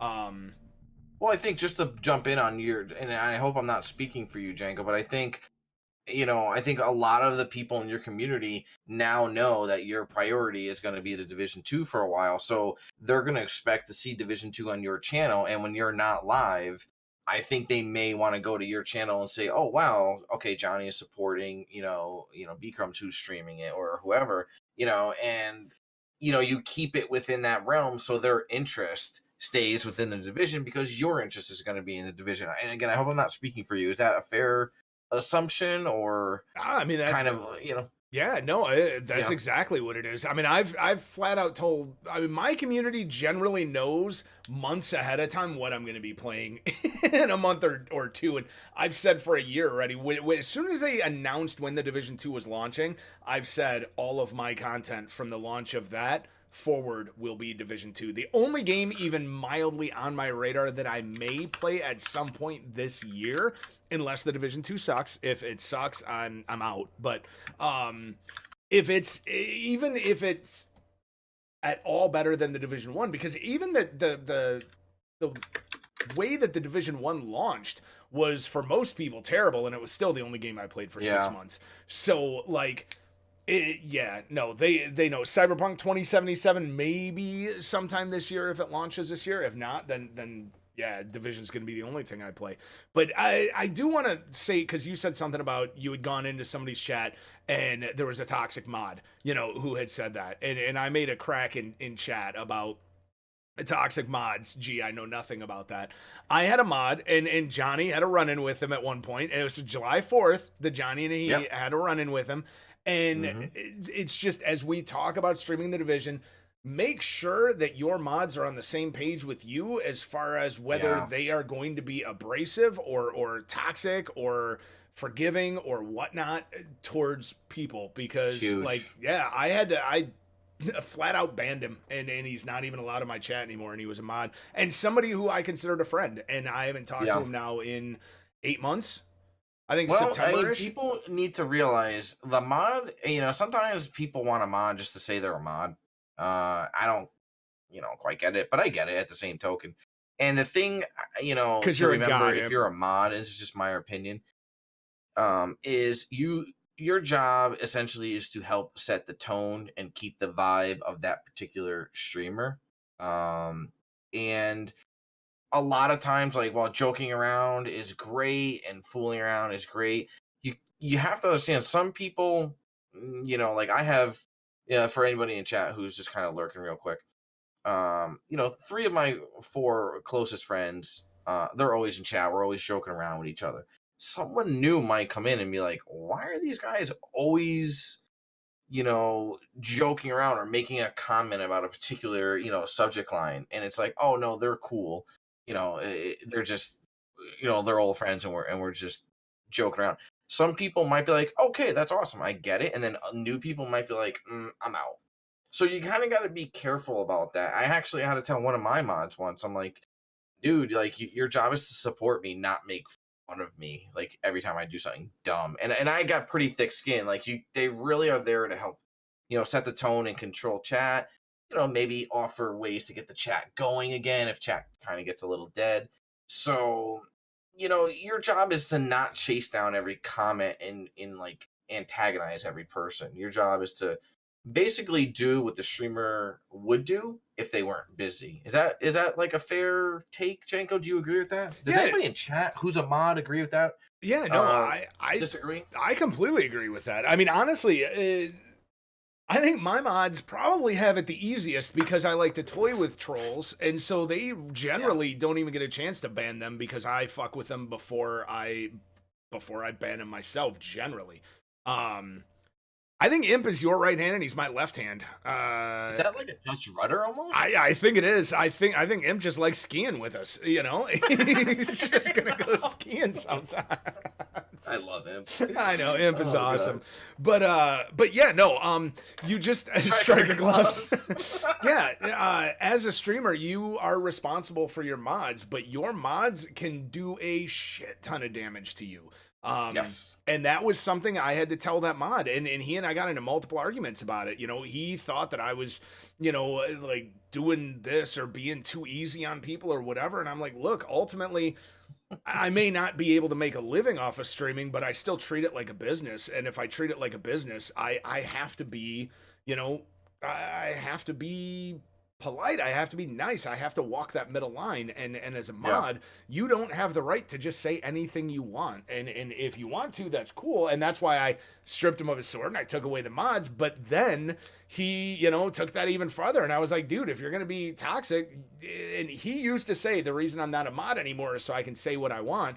And no, nobody can say what they want in chat, especially if they're going to be assholes. So, well, I think again to follow up on that point too. I think it's I completely agree, Snake. 100% for the mods to really realize, because Snake brought up a good point. Mods are like your employees; they are a reflection of you. Yeah, absolutely, 100%. If you're not sure what kind of vibe a particular streamer wants, like obviously they make you mod for a reason. They should know, and you should know. But if you're ever in a stream or you're ever in a situation, I had this in a stream. I got modded in a particular gentleman's channel, pretty big streamer, and he modded me because I was, always in chat and always doing things to keep the vibe and just supporting him. He's like, I think you'd be a nice fit. Okay. Well, someone was in his stream being toxic, and I messaged him. I'm like, should I ban them? He's like, and he messaged me back privately. He's like, dude, if we were in a restaurant and they came up to the table and they said what they said, would it be inappropriate for the people next to us?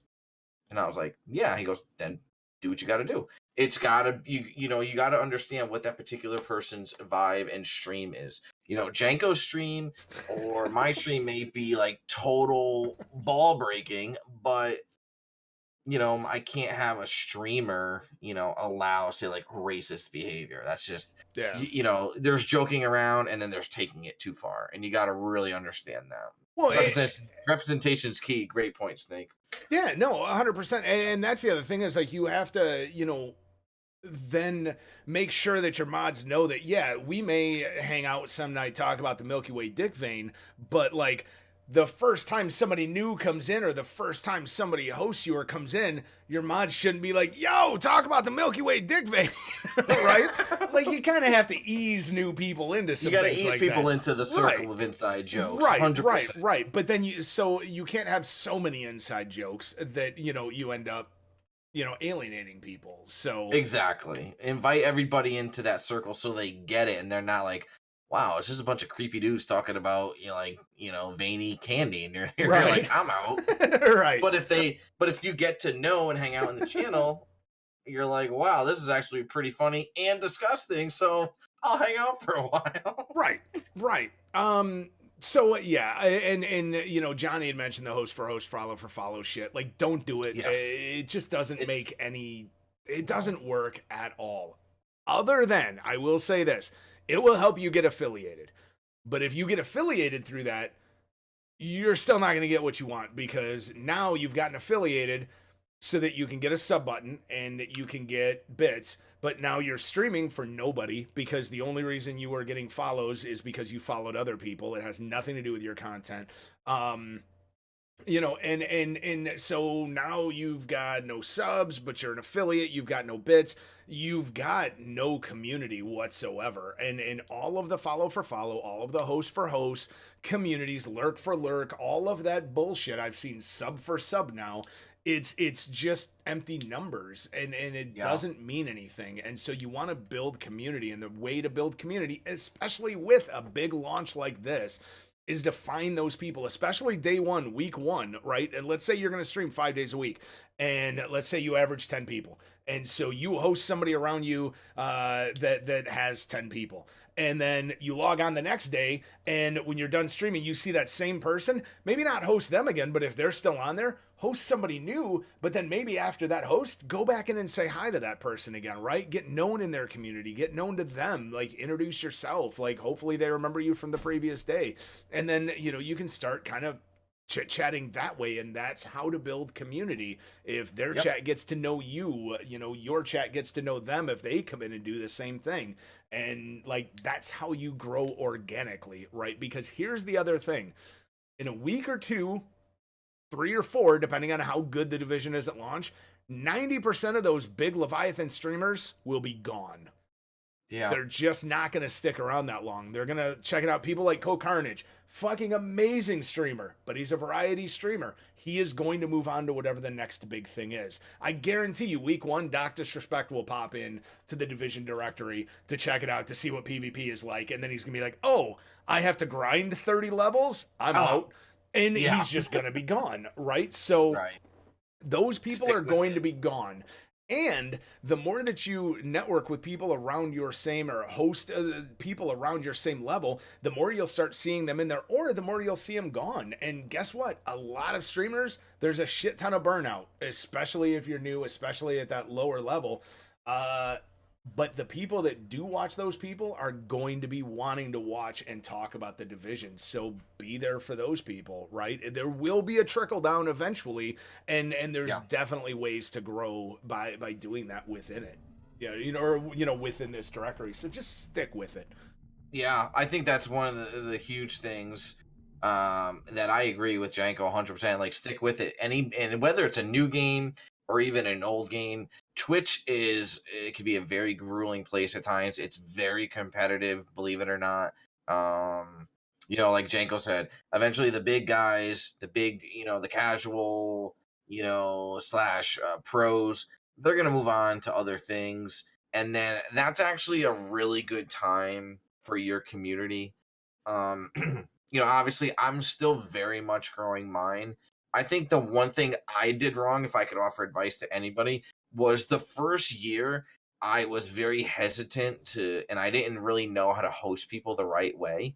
And then I started to kind of figure out the science and how I wanted to do it. And like Janko said, I started following and hosting people that were in my wheelhouse as far as like average viewers. I didn't try to go out and just say, well, this person's got the same followers, this same's got the same views. I would try to host somebody in the same realm. And ultimately, what I tried to do, I tried to host people who I liked their content so I can get to know them more and they can get to know me more. And again, just stick with it because it's a grind. It takes a lot for people to stick with your channel and your content through thick and thin. It really does. But when they do, and Janko can contest to this, and I certainly I can with my Boom Squad, and you got the Live in the Dream family. They'll be there for you, and you will grow organically, and you'll see more of a base of viewers. So stick with it. I think that's the key thing. Janko, did you have any thoughts on maybe one of the things we talked about? Well, I know you have thoughts on it, but I should say Did you want to maybe get into kind of like the niche, kind of discussion we mentioned? Cool.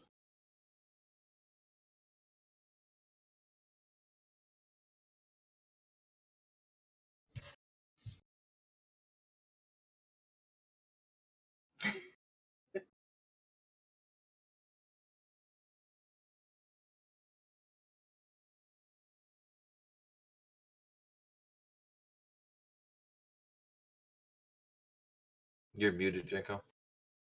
Oh, I am muted. God damn it, mother butt sucker. Yeah, no, I was Guys, really thanks, into Flo. it too. I was really into it, but oh well. I'm gonna say this like 11d4 more times before this conversation is over, but like Division fans and viewers are ridiculously into talking about the Division, watching the Division, hanging out in the world and whatnot. And just to tell you a quick little story, when I first started streaming, it was 2 weeks before 1.7, and I was affiliated in about 6 days, and I was averaging like 7 people and upwards. I got like 97 followers in one stream simply because I was talking about the game. I was just talking constantly. So like, find a niche. For me, I'm an old school MMO gamer. I love MMOs. I love the depth and complexities of MMO games, builds, and stuff like that. That is one thing I'm super passionate about. So that's something I can talk ad nauseum about. Even if I don't know what the fuck I'm talking about, ask the right questions, right? So find that niche of what you like about the Division and why you want to be a Division streamer and talk about it, right? If it's PvP builds or PvE or whatever gear sets or certain challenges or whatever, right? Like service streams, if you want to build your stuff around that, do it and just fucking embrace it, but make sure that you're knowledgeable about all things, because it's one of the things. I've never been a huge PvPer, but I'm looking to lean into it in Division 2. I really want to. I've had a blast playing what PvP Yeah, I it's have cool, man. in the beta, so I'm really, really, really looking to dive into it. Star Wars Galaxies, hell yeah, rock on. Best game ever. Easy. Yeah, which, by the way, remember that best game Yes. ever Keep for that in our mind. next topic. Keep all that in mind, guys, and stick around for the Yes. madness thing. But so yes, find what you're passionate about and constantly talk about it. Provide that for the people that pop in, because when the directory is loaded, you're only going to have about 20 seconds or so if somebody does find your stream. And I used to tell people this about Fortnite all the time, like why you don't want to stream Fortnite and try to grow your stream, right? Because you've got 12,000 people streaming it.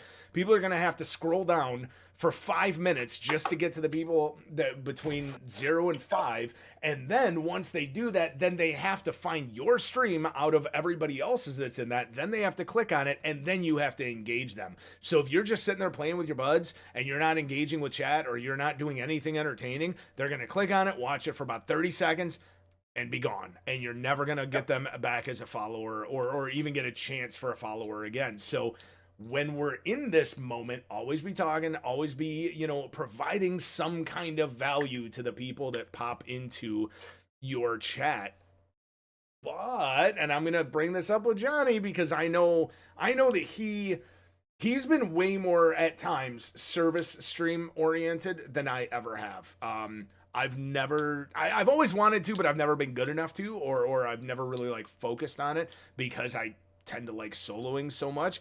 You can be a service streamer and be like, hey, we're going to run people through the raid today, or we're going to run new people through this.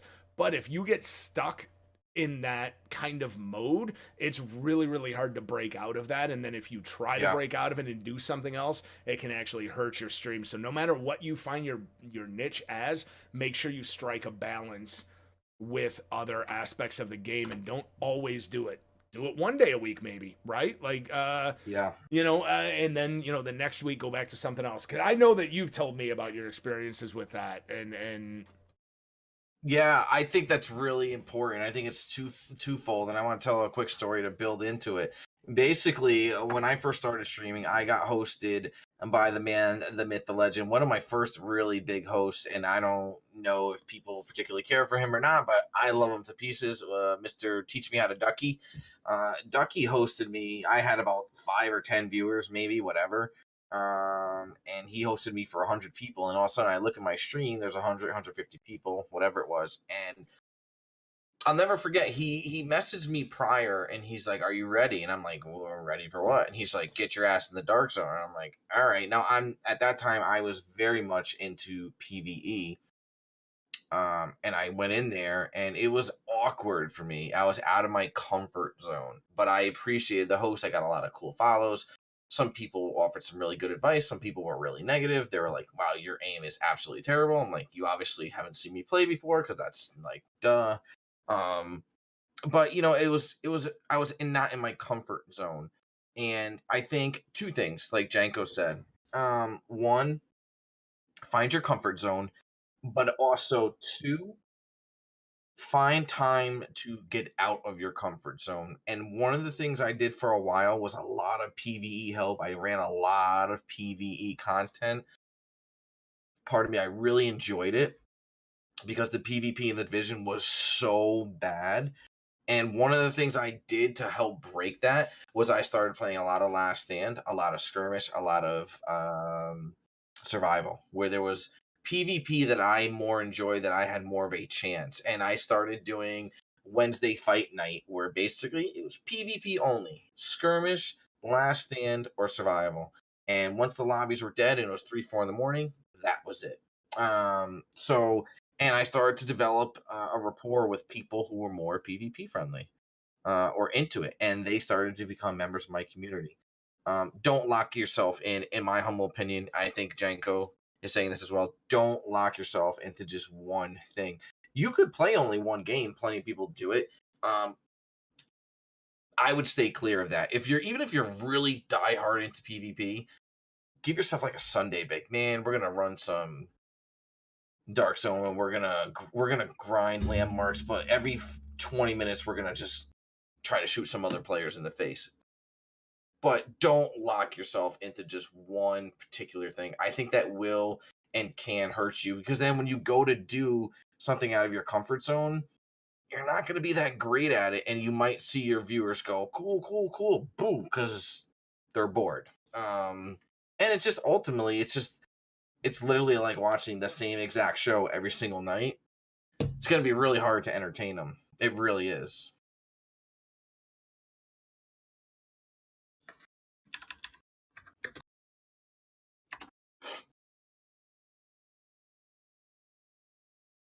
Muted. God damn it. Okay, I'm going to stop muting while I type. You guys are just going to have to deal with listening to me type. I keep muting myself so that I can type, and while Johnny's talking, so that you guys don't hear and then I keep forgetting. But anyway, Clip that. Yeah, right. Nordic, about what you just said, the thing as being a small streamer, one thing is that it's one thing to get people to find you, but also the right people who like engagement. So many viewers don't chat. Mm-hmm. A lot of them don't, man. You're going to get a ton of viewers. You're going to get, a lot of that. But the thing is, and try to frame it this way, and I'm not saying anything negative about you or any other quiet streamers or anything else, but learning to do that, it is a skill that can be learned. You definitely can get it. And like, think of viewers aren't there to give you content. It's your job to engage them and figure out how to get them to talk, right? So just something simple, like I've got a thing in my chat that's the Geek Talk topic of the day, right? It's !Geek Talk. People know most of the time if they come in and they type in Geek Talk, it's going to bring up a topic or a question to talk about for that day if I remember to change it. There's a lot of different ways that you can do things like that to try to engage people. And even if you're just narrating what you're doing, at least you're talking, right? And so if somebody pops in and you get that 30 seconds and you're like, yep, and you're just doing something, and you're at least talking, it's going to help people engage with you a little bit on that end. So, yep. Yeah. Hey, Dork, what's up? And Dork brings up a great point, Janko. Like, love your lurkers, appreciate them. Oh, 100%. Yeah, lurkers, and I'm going to quote Janko here, and hopefully he doesn't mind, but, lurkers are the backbone to, the Twitch community. And every single streamer on Twitch, they're the backbone. I say it every stream. It's true. You're going to have a lot of people. Not everyone's a young kid at home. You get a lot of it, depending on, like, because I'm a pretty old dude. I get a lot of viewers who are like, I'm at work, but I'll throw, even some of my mods. So, like, I'm at work, but I'll throw up the channel so I could help support, the stream. Lurkers are huge. Every now and then, give them the tip of the cap. Tell them thank you. They're using their time, their data. I am old as fuck, Johnny. Just because I got a little gray in my beard, right? They're giving up their time, and then they're risking the biscuit at work, potentially. So make sure you give them a huge shout out.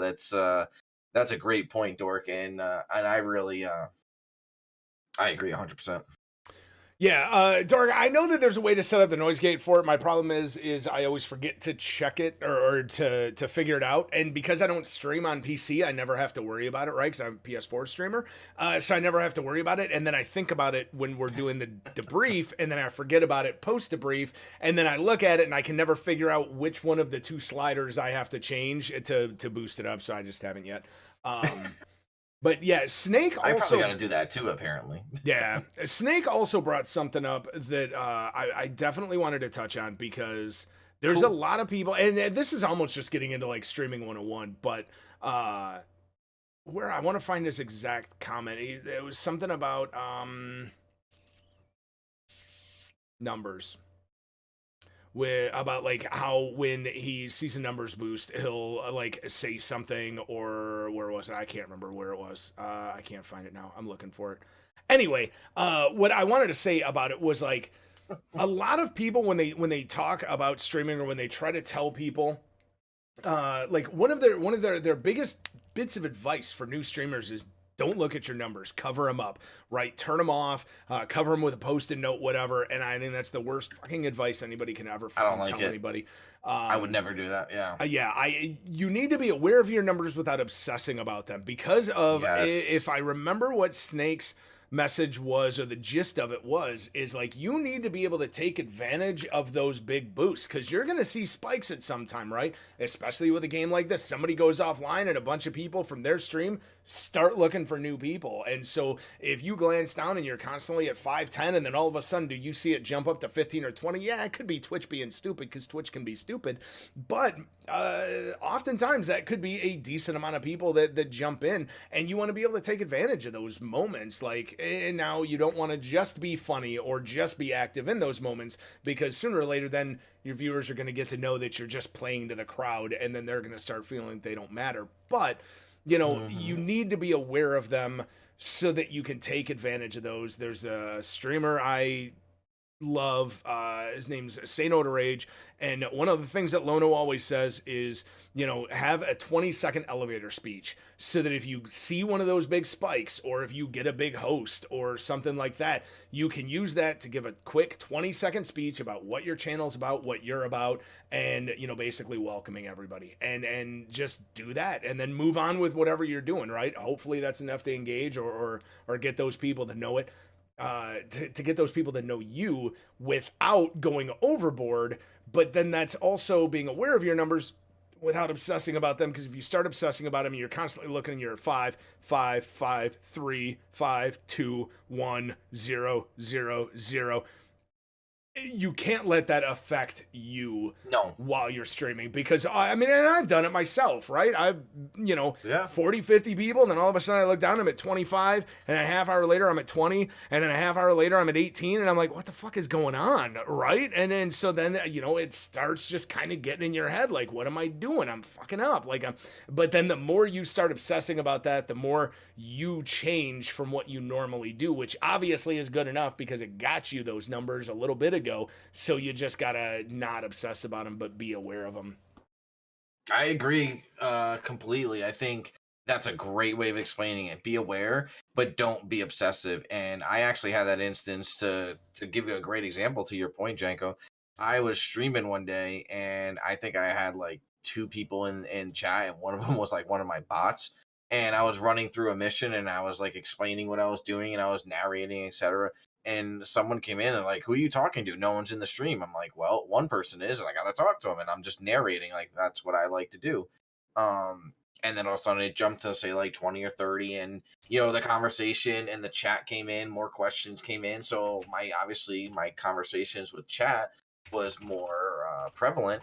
But then, I didn't necessarily talk more. I just waited for questions to come in. I think narrate and play the way you like to play.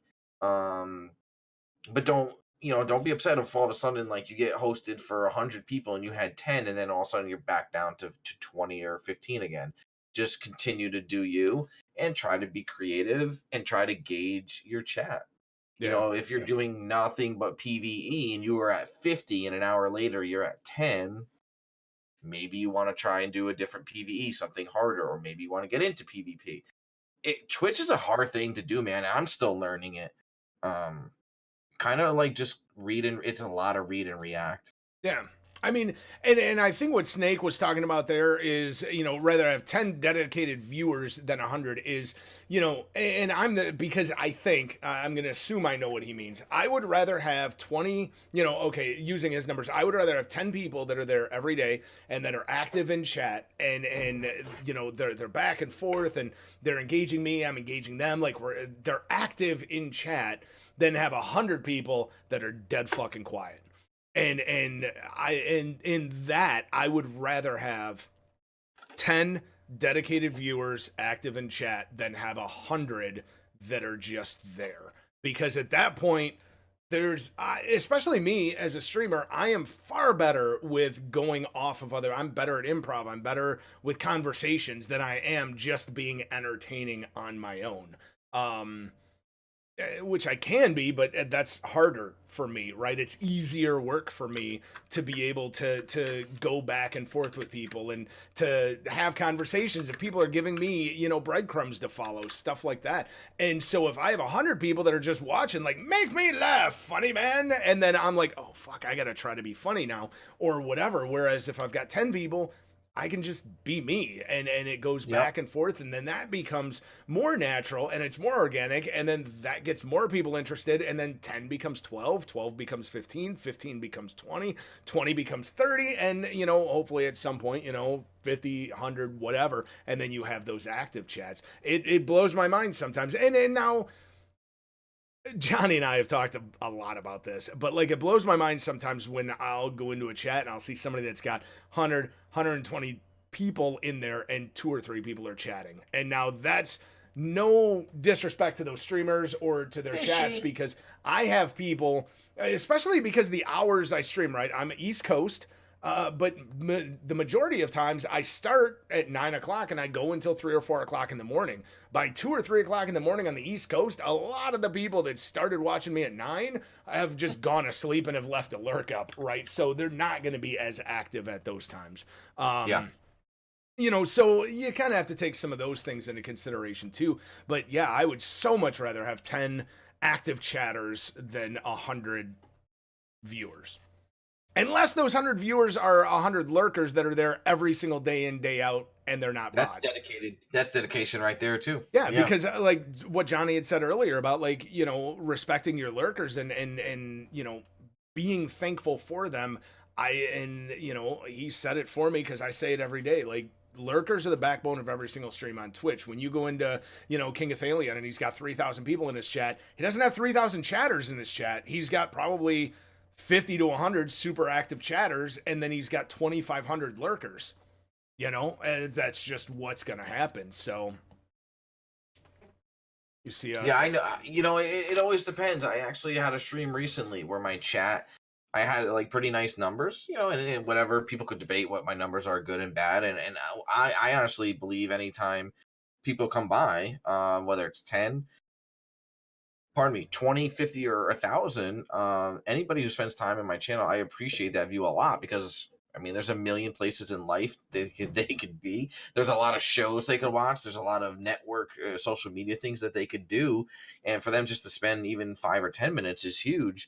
I think, like recently I had one stream where I had a lot of people lurking, and then all of a sudden just a topic came up in stream and everybody was like, oh, yeah. And they started getting active in chat again. But in the meantime, they just had the channel on. They were watching me be good, bad, and different. And sometimes that's not necessarily a bad thing either. It's nice to have an active chat, especially when you get tired. I love an active chat because I really feel like it gives me a boost, to my my energy level. Oh, absolutely. So Absolutely. take that into consideration too, guys. I think Janko, do you agree? Maybe 100%. I was just gonna okay. say, like, my chat knows that this week I didn't stream at all this week because I was working 12 hours every day. At my day job, and I know me, and I know the type of streamer I am. I know that I did one 24-hour stream and I couldn't talk for 3 days afterwards because I'm animated, I'm loud, I'm constantly talking. If I don't have that energy, I won't stream. I just won't, because it's doesn't do anybody any good. It's not going to help me. It's not going to help chat. Like, chat's not going to get what they want out of it because I'm not going to be me. Like, I literally was too tired this week to play video games on my couch, like, with nobody watching. I wanted to log into Anthem all week long, and I never did because I was that tired. Yeah. You just can't stream. And I think somebody like yourself, if I could just maybe even compliment you and analyze you, like, if someone's watching your stream and you're like, I shot the target, I like this game, this is fun. Everyone's gonna be like, what the hell is wrong with Janko? Like, what shrooms are he on? Normally, like, we come in and things are live and then interactive, and there's like a topic of the day, and there's just always something going on. So I agree with you. Like, I was gonna stream last night, right? And I took a nap around like 9 o'clock. I woke up at 10:30. I was like, and I'm like, no, I can't go live. Like, I just can't. I had zero energy, and especially on a game like I stream primarily Division 1 right now. You can't go into a game that's that old, that you've done everything a zillion times, with no energy. You'll just literally not be fun to watch, in my opinion. Yeah. And another thing, we were talking earlier about mods and toxicity and stuff like that, and this kind of can get into that. But, like, be aware of who, if you are going to be a service streamer, or if you are going to group with people a lot, be aware of who's in voice chat with you and why they are there. It's one of the reasons why I don't group with people very often. I would rather group with 3 or 4 other streamers, because they understand that I'm streaming, I know that they're streaming, and we're all trying to be funny together, right? Without being funny over somebody else. Because, like, I know if I'm streaming and Johnny and I are playing together, that, like, things I say are gonna hopefully entertain his crowd, and he knows that things that he says are hopefully entertaining my people. Whereas if I group up with people from my guild or just randos that don't necessarily understand that, then now I'm doing an incursion with 2 people trying to tell me about how their cat had to get declawed, and it was clawing up their couch, and their couch now won't work, so then they need a new couch, and they can't really afford it because then and yada yada yada. And, like, it's cool, I want to get to know people, but at the same time, nobody in your chat wants to sit there and listen to some random strange voice talk constantly about their daily life. Like, it's just not there. That was an interesting story. But so, like, just to be aware, it's not only just for toxicity, because, like, you can't have people dropping F-bombs or not F-bombs, I meant the homosexual F-bomb. Like the toxic that's bad language, like the homophobic slurs, or the racial slurs. Like, you can't have people dropping those. But you also need to make sure that people are, like, entertaining, that you are in a group with. I can't tell you how many people I've seen in some of the networking groups I'm in, they're like, oh, why can't I get viewers? And then I'll click on their last stream, and for 40 minutes, they just sat there playing Fortnite with 3 other people in their party. And not only were they not talking to chat, but they were just boring as fuck, because they were just talking about nothing in general, like, not trying to be engaging or entertaining at all. And so be aware of that. If you're going to group with people, either have them know that you are streaming, and so they're gonna either huge. Be quiet or respect that, or make sure that they're entertaining. I love grouping with them. Imp's hilarious, right? And Shadow is really, really good to group with. A lot of people I've grouped with are really, really fun and good to group with, because I think they understand that. But then I've had people from my guild that don't understand that, and yeah. Well, and one of the things you got to be kind of cautious of is you kind of eventually you'll know what personalities people have, right? And one of the things you risk, and this is one of the things I ran into a lot, was like I was very much always into helping the community do certain PvE related missions, right? And a lot of times, someone would come and chat and they're just a name, like the way I see in chat now. You have LOK Beard, you have the Dork Overlord, Toe Cutter. I don't, I mean, I know these people now, but when they first come into your stream, it's just a name to you, right? You don't know their personality, you don't know how they're going to play. And you invite people in to play with you and they're yelling and screaming and they're narrating the entire time, or they're being really racist or toxic.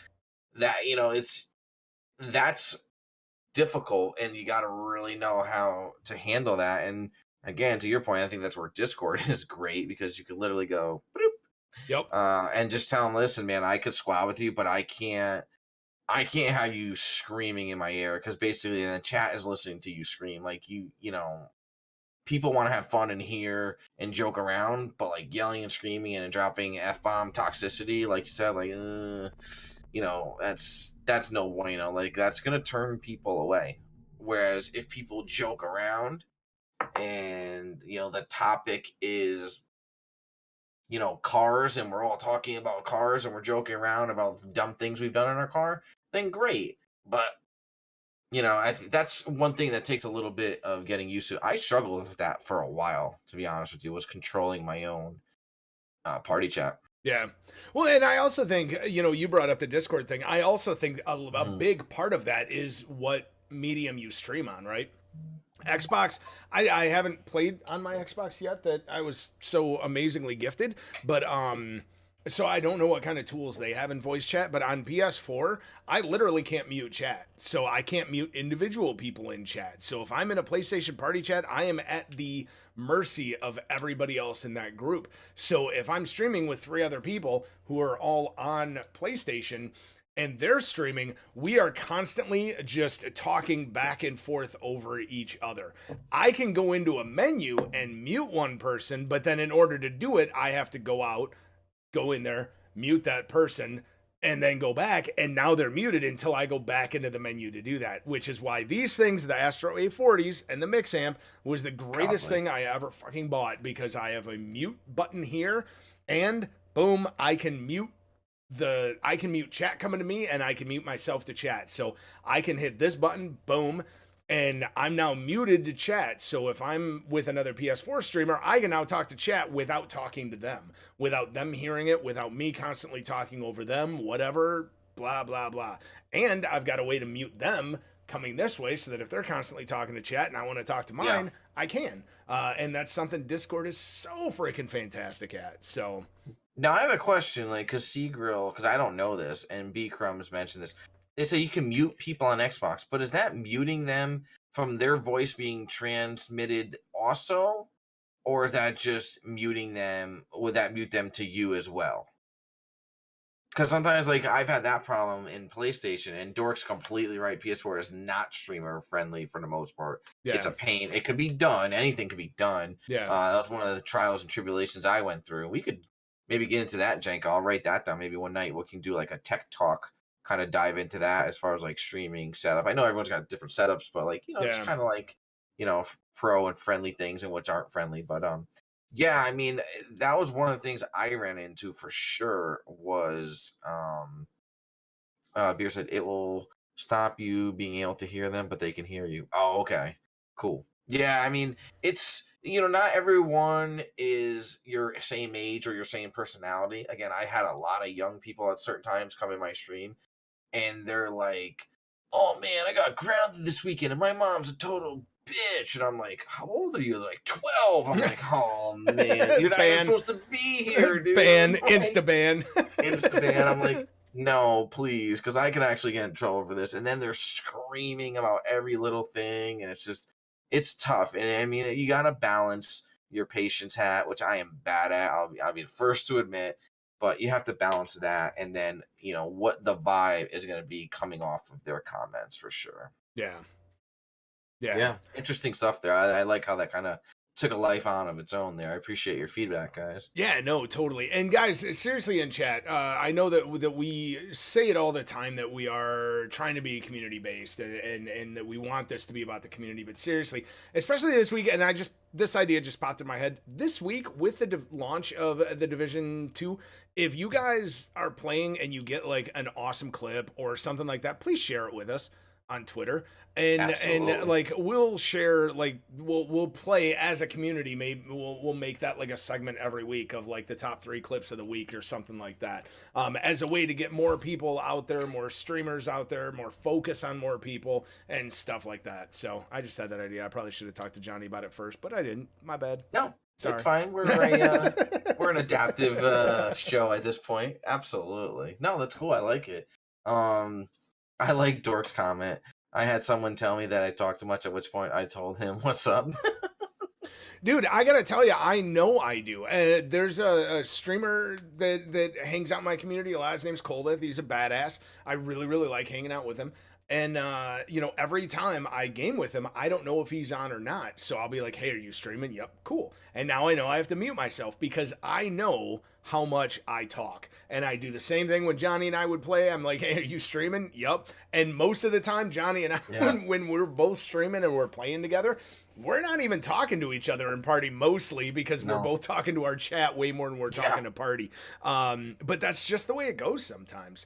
So yeah, you just have to be aware of it because, again, the last thing you want is somebody to finally find your stream when it's super busy in the Division 2 launch couple of weeks, and then they get in and boom, somebody in your voice chat is going off about something racist, or you've got a mod that decides to pop off in chat being a dick to somebody. It's just going to be a huge turnoff. So yeah, because a lot of people, you're going to be surprised, Janko. Like, you'll see a lot of people will hopefully be new to your channel, hopefully new to mine, and the other various streamers like Beard and Little Bird's in the house. What's up, Little Bird? What up, Little Bird? You're going to have a lot of new people come check out the content for various reasons. They might go from stream to stream to stream, and if all of a sudden at one point, you have a mod being like real racist, they're going to go, is that what goes on here? Cool, I'm out. There's 800 streamers on this new game right now. I'll go check one of them out. Yeah. And you'll risk losing them joining your community. They might be a total badass, to quote you. And you don't want to lose people, whether they support you and 100 other people. That's great. Don't be the one that you lose. Yeah. And to be completely honest, like when I was talking about that mod situation earlier, I legitimately can't tell you how many other streamers and just people in general I had to write to behind the scenes to apologize. Because because of that person, being an absolute shitty human, right? Shouldn't have been there, and that was my bad. But they are representative of you, so you gotta make sure that you're on the same page. Because ultimately, everybody is there, whether they're a viewer, whether they're another streamer, whatever. They're all there to have fun, right? And so everybody is trying to find that chat room, that streamer to have fun with, right? And then if they go in, they're not having fun, they're not gonna come back. So, and I think maybe my final thought on that would be whether you're a mod, a streamer, or you're just a regular viewer. Sometimes like you may get into discussions with people, and you just have to know like you can't convince somebody of like maybe what you think. Like you may get into a discussion with somebody and say, I think AMD is way better than Intel, and they might think the opposite. And while there might be some factual, information on both sides, the internet is basically just words, and sometimes you have to just know when to cut your losses. And I think in that situation with your mod, if he would have just done that, he would have not only saved face with you, but a lot of other people too. I just think, he continued it on. And I think at one point, maybe I did a little bit too much. And then I was like, I can't do this anymore because this is my boy's stream. Sometimes you got to cut your losses and just know like you're there for the streamer and the vibe. Yeah, no, I completely agree. So if anybody else in chat has any questions about this topic, please bring them up now. We're pretty close to wrapping it up, but ultimately, the directory, it's a great place to grow in. that Yes. you just have to stick through it. That the early first couple weeks, first couple months, possibly, if the game is as deep as it's going to be, or as deep as I think Sounds it's like, going to yeah. be, you know, it might go a little bit longer than a game like Destiny 2. Destiny 2, by the time the first month was over and it came out on PC, the directory was nearly void of most of those people that had just come in to check it out. And then PC launched, and a few people came back to try it again on PC. And then within a couple of weeks after that, it was the only people left were the Destiny streamers. And you know, it's going to be the same way with Division. You know, eventually the only people that are going to be left in that are going to be Division streamers. So if you want to be a Division streamer, stick through it, and you know, that's a good time to get your name and everything else out there. Yeah.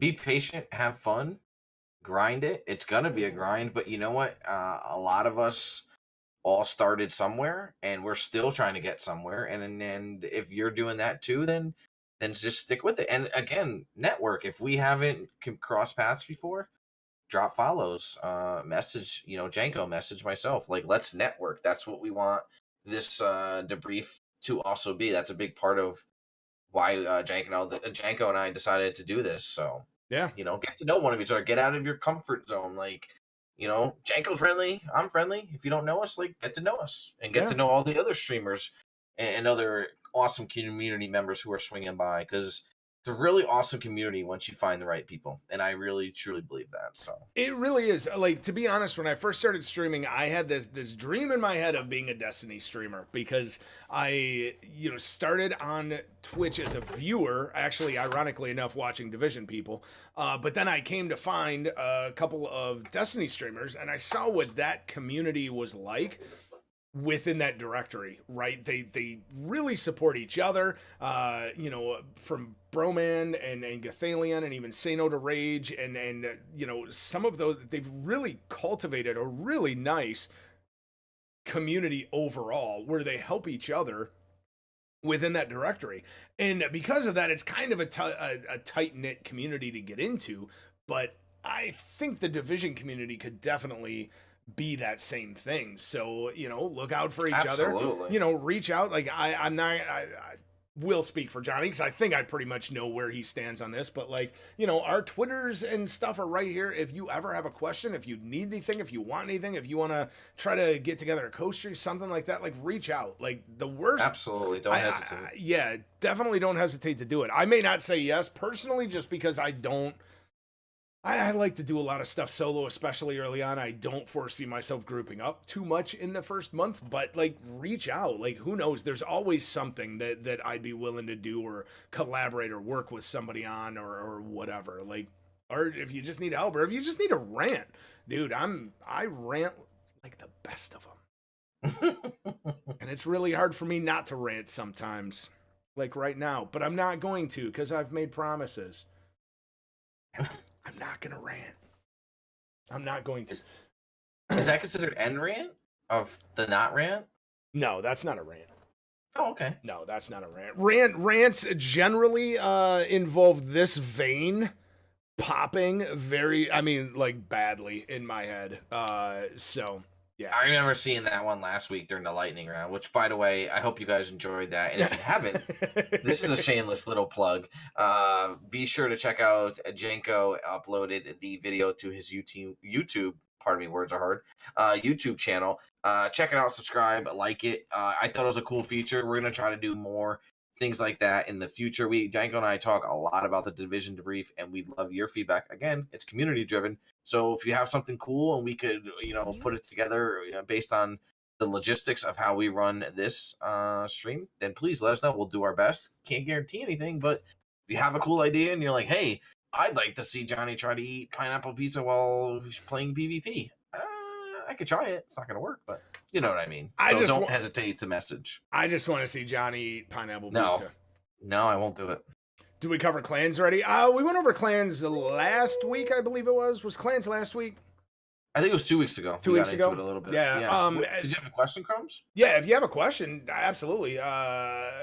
Bring it up. Yeah, but I just dropped a link for last week's video on YouTube, but they're all there. They're in their own playlist, so you don't have to watch the rest of my terrible YouTube videos. Dude, no problem, Lakers. Thank you for Yeah, being absolutely, here. Lakers. Love your face, man.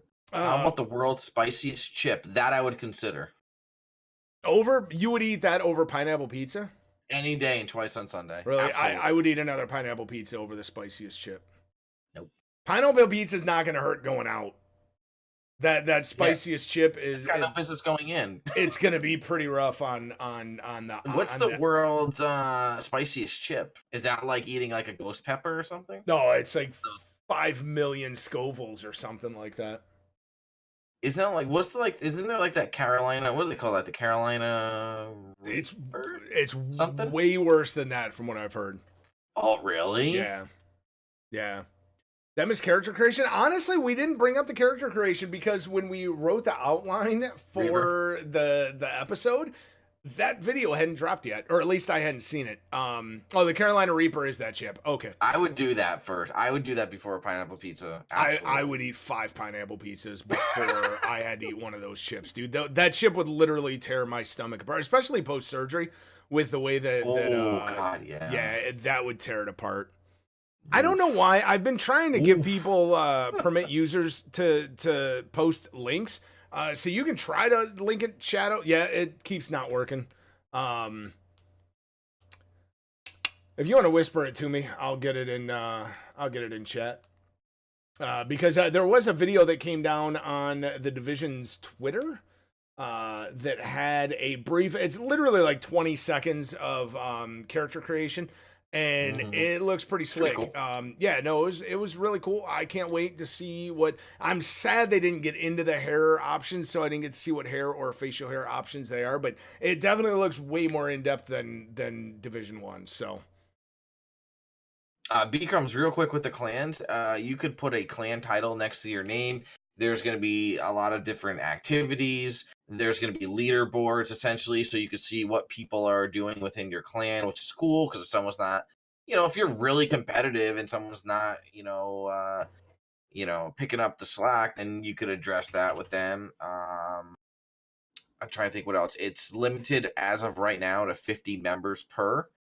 But yeah, check out the vid, and there's also a lot of really good stuff on the Division the Division Games webpage about it. So if we missed anything, I would check both sources personally. I better be able to get a big beard on my character. I think a lot of people are looking for that beard. That'd be dope. Yeah, I definitely want a big beard. I want at least the beard that I have in Ghost Recon Wildlands. I want on my character in Division. So that's true, Gallant. Yep, clans can level up by doing daily and weekly stuff. Yeah, there's a lot of cool information there. Thanks, Gallant. Appreciate that, Steve. Yeah, there really is. Listening. And there's like you level it up. Everybody, while you gain XP, everybody in the clan that gains XP just while they're playing the game puts that into the clan pool, and then you get there's different vendors with different things you can unlock. You get your own section in the White House. There's all special clan vendors. There's all kinds of cool reasons pretty to deep. have them. It's pretty deep feature. Yeah, I'm definitely in my own personal stream. I'll be starting a clan on PS4. Anybody's welcome to join, basically. So yeah, it's gonna be fun.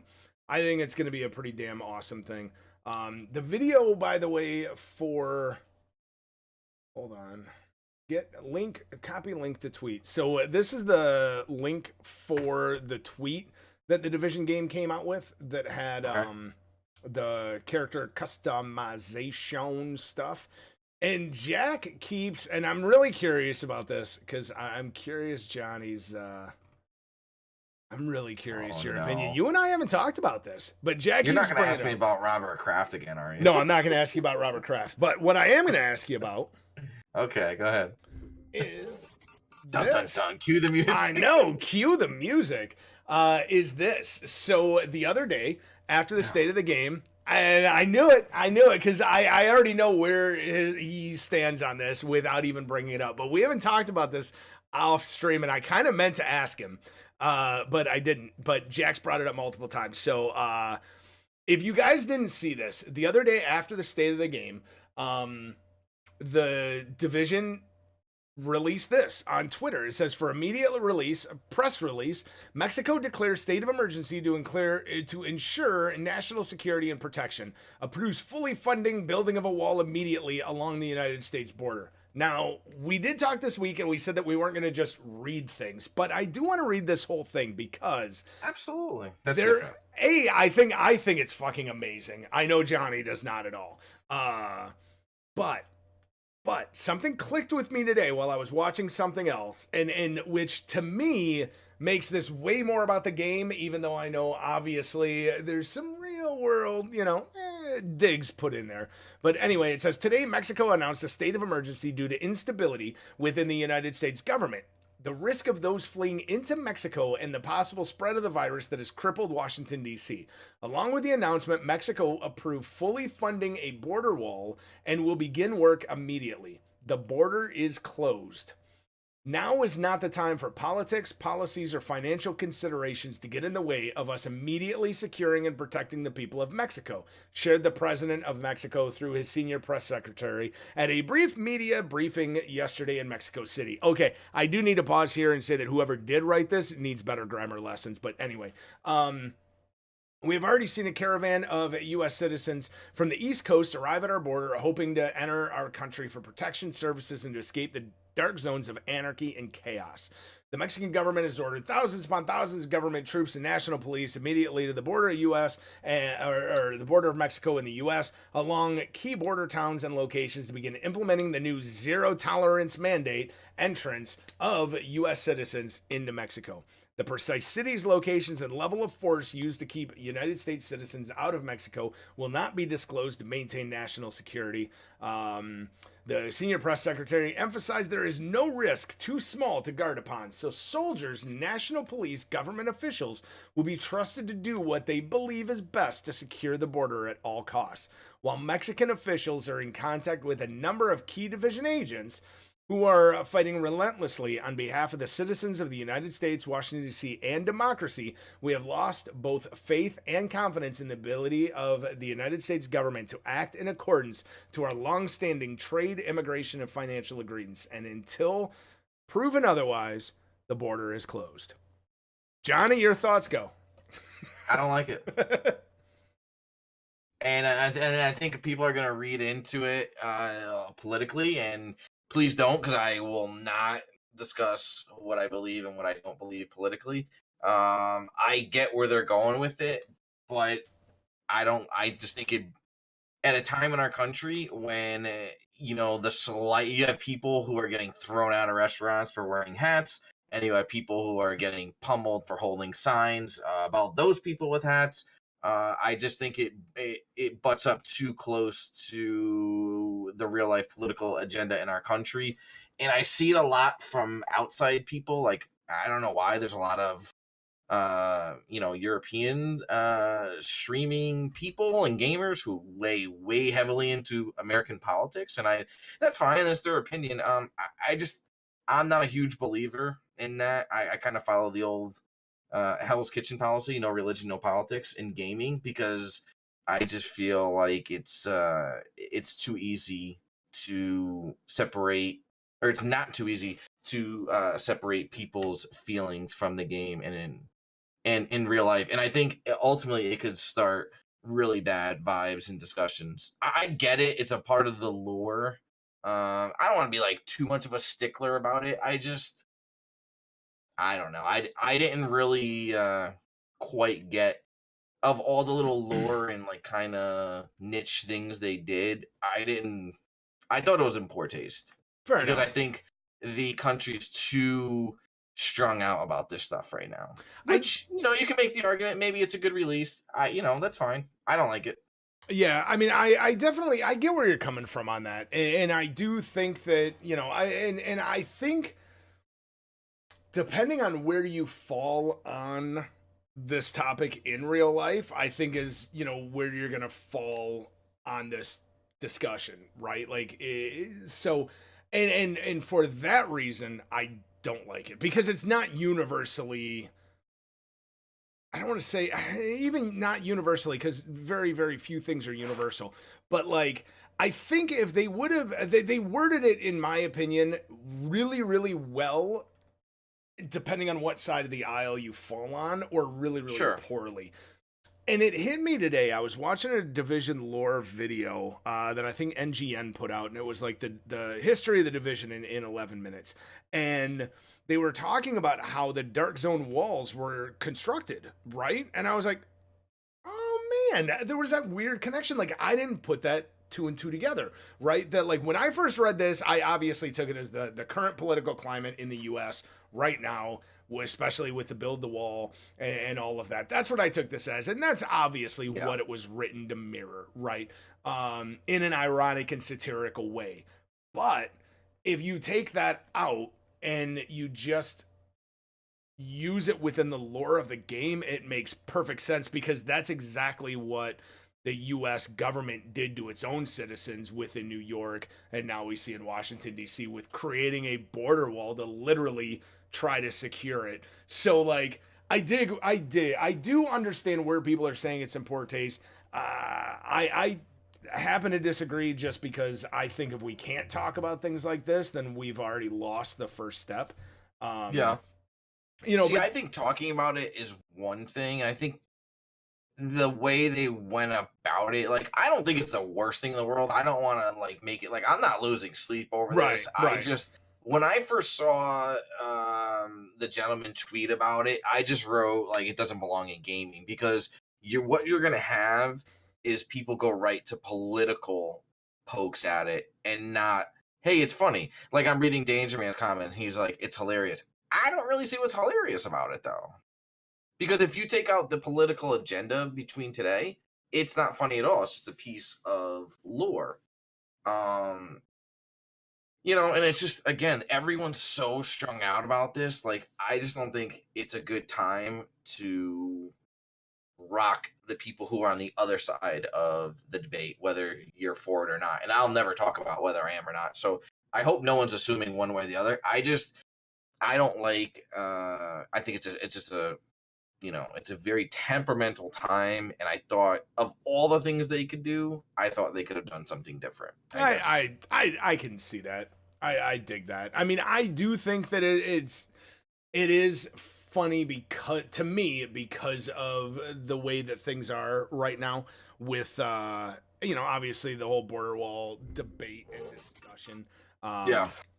You know, so yeah, I mean, I think it's funny in that, because it is kind of a big, you know, FU to certain types. But then again, I'm like that. I enjoy that kind of back and forth in a little bit. I don't necessarily enjoy, oh man, the big FUs to the opposite side, unless one or both sides, and this is not a blanket statement about, like, unless one side is already flipping the bird at the other side, because let's face it, both sides constantly flip the bird to the other side about just about every topic that they could possibly talk about. So, like, it happens on both sides. Let's all just get naked and forget about it. Dude, I'm down, Fate. I'm down. I'm down. We should all just get naked in PvP in the Dark Zone. I feel like it would solve at least some problems. Again, like here's the thing though. Like Trump always said Mexico would pay for the wall, but we're not talking about Trump, and we're not talking about the U.S. politics, and we're not talking about the Mexican government. It's like, it's incite. You know, if anything, it's borderline inciting a negative discussion. And again, I don't want to have it in my stream. Yeah. I'll talk to anybody about politics. I'll talk to, you know, we've talked about things, Janko, and again, I agree with you. Like, I'm pretty calm. I could talk about almost anything. It's then I just get annoyed when people turn right to, well, you're an effing idiot because you believe this, or you're an effing idiot because you don't. Then I'm like, okay, I got nothing to talk to you about. I just feel like this little piece, I didn't dig it. Yeah, I will say that it's a game. Yeah, thanks, Faye. I agree. It's a game. It's not literal politics, and people are turning that into it. Again, Yeah. is it the end of the world? Biggest deal? No, not at all. I mean, I'm gonna have a slice of pizza, probably get naked and run around later. So I'm Nice. gonna take I'm gonna take Fate's suggestion. I'm gonna get naked and run around. So Yeah. I I mean, could care less. there's a thing. Like, it is funny because Trump did always say that Mexico would pay for the wall, but that's funny from a meta standpoint, depending on your view of things. However, the in-game politics in the game, and politics are definitely a part of this game, right? If you read the comics, while it's not necessarily intergovernmental thing, and this is where I was going to go at with this, but I think it would be pretty cool if this game at some point introduced DLC or introduced something that takes us outside the US to get a different perspective on this. That'd be pretty cool. You know, this would be a cool way to do that, right? And I honestly, just from a role-playing game standpoint, I'm totally going to use this from because I've already, if I can create what my Ghost Recon Wildlands character looks like in the Division, I'm totally going to play him as the same character who came up from Bolivia, you know, after finding the recordings down there, finding out what happened in Washington, D.C., made his way up to the U.S. to go fight in Washington, D.C. So, like, that is what I'm planning on doing. So, like, if I ever write lore or stories or anything like that, I can totally play into that and use that. And I generally like satire, and I generally like that. However, I do believe that it's brilliant marketing because, you know, no PR is bad PR, as they say. But I just don't think it's needed because, again, as a community, as a game community or a gaming community, we are already separated PvP versus PvE, this versus that, this versus that. Yeah. And so, like, separating it then on another level, like, hey, this is funny, hey, this isn't funny, is just I don't think it was in the best taste, but Right. yeah. And I'll say this much too. I would never expect, and this is where people kind of lose each other a little bit. Think of it from this standpoint, right? No one's asking them to remove it and, you know, take it back. Right. But what if all of a sudden they came out with the same type of lore story in which, you know, it dove deeper into actual real politics where we're funding people from foreign governments and entities, and all of a sudden it gets blown up in our face, no pun intended, like, hey, we've been providing illegal arms and blah, blah, blah, blah, blah to all these other countries under a different political administration before the Trump one, and all of a sudden everyone's like, well, you got to get rid of that. Yeah. And see, that's the problem I have with this type of little thing, because you're going to have one group of people that say, leave this, I think it's funny, and you're going to have one little group that says, oh, absolutely not, that's totally ridiculous. And I just feel like it's got no place in the game. It's not the biggest deal in the world, but yeah, it makes for good discussion right now. No, it does. And that's the thing, like, I totally get that because I think this is funny for people based on what side of that real life argument they fall on. Because if this would have been during a different presidency and they were poking fun at emails or something like that, like, you know, let's say Hillary had been voted in and then, you know, they do this and there's something about email breaks or blah, blah, blah, or whatever, you're going to have the other side the side that thinks this is funny right now is not going to find that funny at all and is going to be offended by it. So, like, but on the flip side of that, I really I admire the marketing of, like, you know what, fuck it, man. Some people, especially after they made their thing about let's see what check out what a real government shutdown looks like. Do you remember that campaign that they then immediately apologized for and pulled back on? Especially after that, I kind of think it's a pretty brilliant move to do that after that, and it's just gets people talking about the game and gets people more knowledgeable, man. That's probably been shared. Let's see how many times that's been shared. I think that's been shared more than, it's been shared 1,800 times, 1,800 times. Looking back at the rest of their posts, there's nothing else I see on there that's been shared anywhere near that, including trailers. I just want to jump in real quick, like, because Danger seems to be maybe questioning something here. He wrote two things. He said, Johnny, then people would choose not to buy it if that's massive choice. I don't quite understand what that means.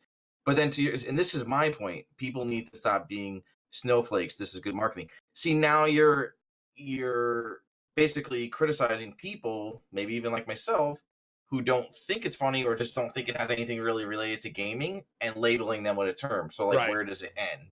Yeah. And that's what we're talking about. It's like, if I don't think it's funny, I'm not a snowflake for thinking that. I just don't want to deal with politics with my gaming.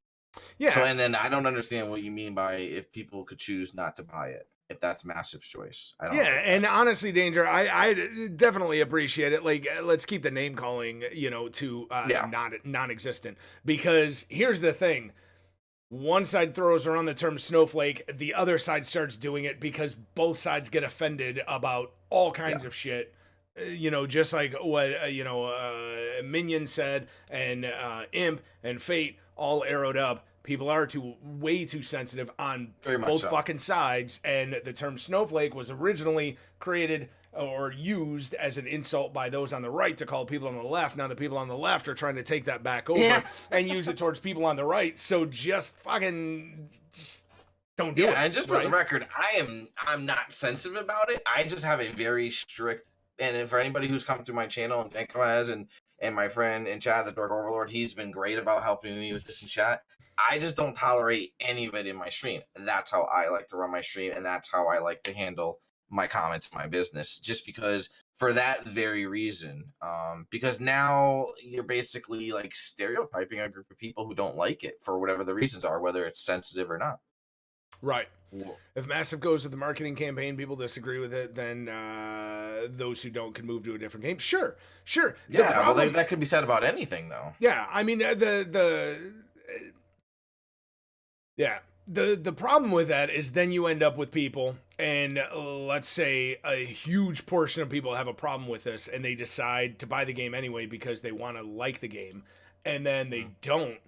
Or they then use that as the basis of their reason to be super vocal about the things they don't like about it. And it might be a decent game, but then they're going to use this as their ammo for why the company itself is bad, right? EA could actually put out a great game. Not that they have, but they could put out a great game, and you're still going to have a shit ton of people hating it just because it's EA because of their past practices. So, yeah. And like Johnny said, right? There's a ton of streams and a ton of, streamers and people in general that just, there's rules, right? Like no politics, no religion, right? There's certain topics that are very, very difficult to discuss because they polarize people. I'm the type in mine, I love talking about it as long as people can respect other people's opinions. Yes. Without being insulting. So the snowflake comment would be a warning immediately in my chat. I'm totally down to talk about anything, and we do, but you have to be able to do it in a way where you're not insulting those that might believe the opposite of you, because guess what? There's always going to be somebody that believes the opposite of you. Yeah, and we've actually, on maybe a significantly less serious note, we've done that plenty of times when we get into, say, football, and we talk, Patriots and cheating and uncheating, and I'll let anybody debate me all day long about why they have, and I'll debate them all day long of why I think it's flawed. And then, unfortunately, it goes to, like you said, a comment, and that's where I lose people. It's like, hey, you're a fanboy or you're a jerk because you believe them. It's like, well, no, because I'm going by facts and I'll talk about it with you. But yeah, I'm not a jerk because I believe one thing, just like the same reason you're not a jerk because you believe one thing. So that I like to do that with all my my discussions, whether it's gaming or sports or even politically. I can handle almost anything. Yeah, I mean, it's just like with the Anthem debate, right? Like, so many people are so anti-Anthem because of, aspects in the game, or even Danger Man, right? You're bringing up Red Dead. Totally true. And that's another good example of it. But, the people... And what I can't stand, and the people I won't allow in my chat when we're talking about Anthem, I thought that was crazy with Red Dead. That was nuts. the people that I won't even allow in my chat to talk about Anthem are the ones that just come in and like, oh, Anthem sucks, and anybody that likes it is a piece of shit, or is a brainless fucking drone or whatever. Or I love Anthem, and anybody that hates on it is just hating it to be cool, and they're losers. Like that kind of shit. No, man, there is no brass tacks bottom line all or nothing stance to be had. I play Anthem. I think Anthem's fun as hell. It's an incredibly flawed game, but it's fun as hell to play. For me, that's not telling you not to play it or anything else, right? It was like it's flashback to Division 1. There was 300 people in the directory, and I would stream it, and people would be like, "Why the hell are you playing that game? That game sucks." Well, I like it. Yeah, I'll stream it if there's 12. I mean, I've seen lobbies on Twitch with, I think it was like Borderlands. It was like Borderlands 1. I went by one day, and it was like 15 people in the lobby, but like people who were still hanging on and wanted to check out old school Borderlands, they were like, dude, it's a fun game, I like it. Yeah, you're not stupid for liking something. I believe that firmly. Not preload. I mean, you could go predload because Predmark is awesome. I'll go Predmark. Okay, so moving on from those, we have a pretty fun thing that we are going to do here over the next month. I don't know how many people in chat are sports fans, but if you are, then you definitely know what this month is all about. And if you're not, then you still probably... Wait, why isn't that one working? Oh, there it is. There you go. You still probably have heard of March Madness, where the top 64 colleges in the country square off in a massive tournament that takes place over 3 or 4 weeks, 64 teams. Actually, generally, there's a few play-ins. 64 teams get chosen. They get seeded based on like the record, how, all of that kind of stuff from 1 to 16 in 4 different brackets, and then basically play each other. And so we are going to do that here in stream over the next month. But not with basketball games, but we're going to do it with video games. So we're going to do a March Madness or a Debrief Madness video game tournament. Yes, pretty cool. And this relies heavily on you guys. So what we want to do is get you guys to drop us on Twitter, on the Division Debrief Twitter, your favorite video games of all time. I mean, Legend of Zelda, Pong, any console, any system, any genre, MMO, whatever. And we want to get the top 64 that people suggest, and get them together. And then I think Johnny and I, it was the day that we decided. I think we had decided there's going to be a day. We need to look at the calendar. Wednesday, right? Yeah, Wednesday, March 20th. Yep. We are going to do a selection show where it's going to be here on the Division Debrief. It's going to be one. I think Johnny works during the week, so we'll probably do it. Yeah. It'll be a late night stream. We'll probably start at about midnight, and we're just going to hang out like this, and we're going to talk about it, and we're going to rank as a group, as a community. We're going to rank all of these all of these teams, right? 1 through 64. We'll get 4 number 1 seeds, 4 number 2 seeds. We're going to go down and rank them. And then starting that weekend, we'll do the first 2 rounds. During that weekend's show, we'll take time. We'll do a segment. And when we do that, Johnny and I are not picking the winners of these. It's going to be you guys picking the winners of these. Correct. So he and I will each have 1 veto each round. So in the first 2 rounds, that means we have 4 total vetoes, 1 in each round. But what we'll do is when they come down time to pick, if Danger Man's in chat, we might be like, Danger Man, pick out a bracket, right? You pick a region and you throw out whichever region you want to match up from, and then either Johnny or I will read you a matchup from that bracket. You pick which one you like better, that team advances. Unless, we want to fucking veto you. You want to pull up the bracket real quick? I mean, it's just a bracket. It's empty. Yeah, you can hit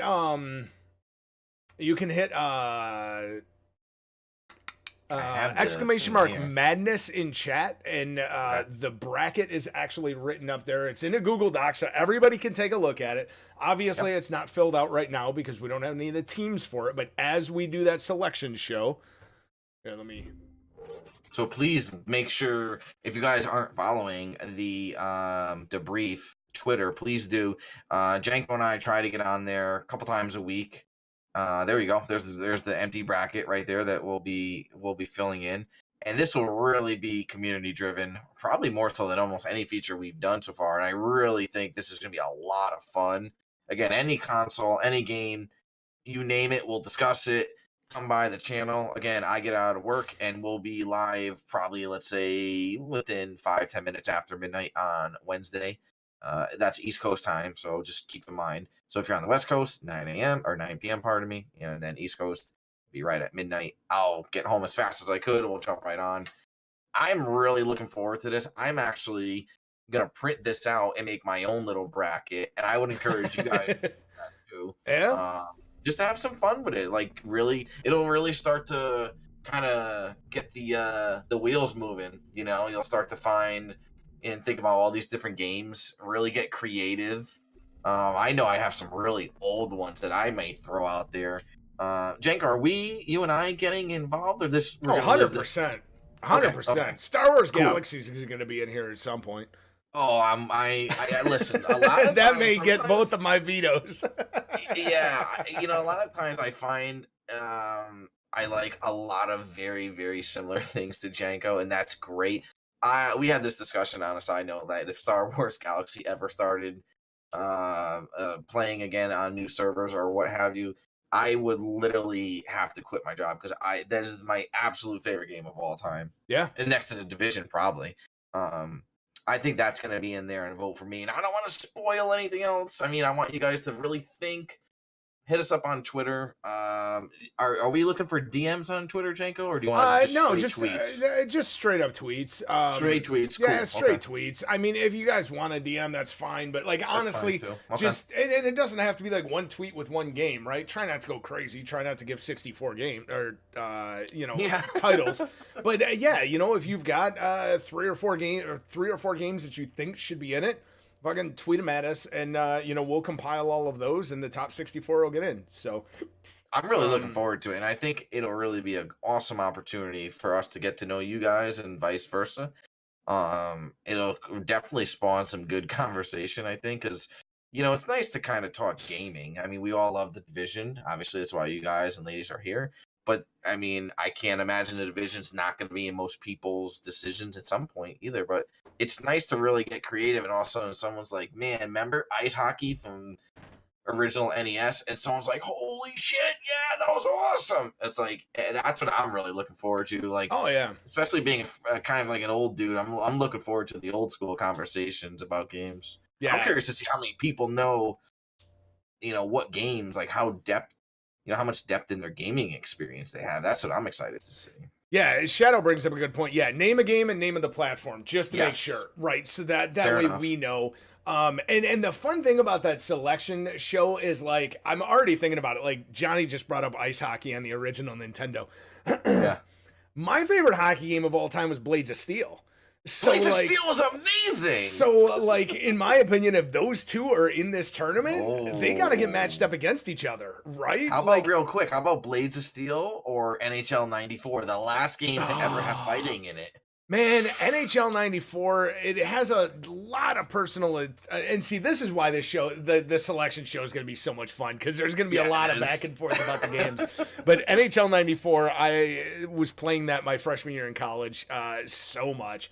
Oregon Trail. Oregon Trail, dude. Oregon Trail was great. Tweet it at us if it's in there. Dude, Oregon Trail's going to be in this tournament. It has to be. There's no way it can't. Where in the world is Carmen Sandiego? Yeah. Extreme Beach Volleyball. What the fuck? What was the name of that beach volleyball game? With the chicks with the jigglies. Every volleyball game ever. No, it wasn't Dead or Alive. What was it? It was God damn it. There was an Extreme Beach Volleyball game, I think on PS4 or PS2 rather, that was absolutely freaking phenomenal. I don't know, honestly. Does anybody in chat know? Someone's got it. Metal Gear Solid has to be in there. And honestly, like, my favorite video game, one of my top 5 video games, well, probably top 10 video games of all time, was a game called Caveman Games. Dead or Alive. Yeah, Dead or Alive, Extreme Beach Volleyball. Soul with the win. Thanks, Soul.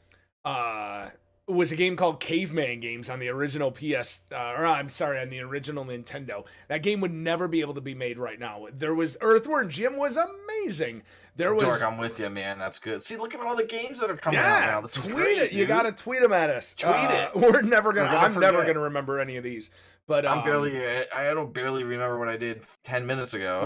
Right. But yeah, Caveman Games. There was literally a mate tossing event.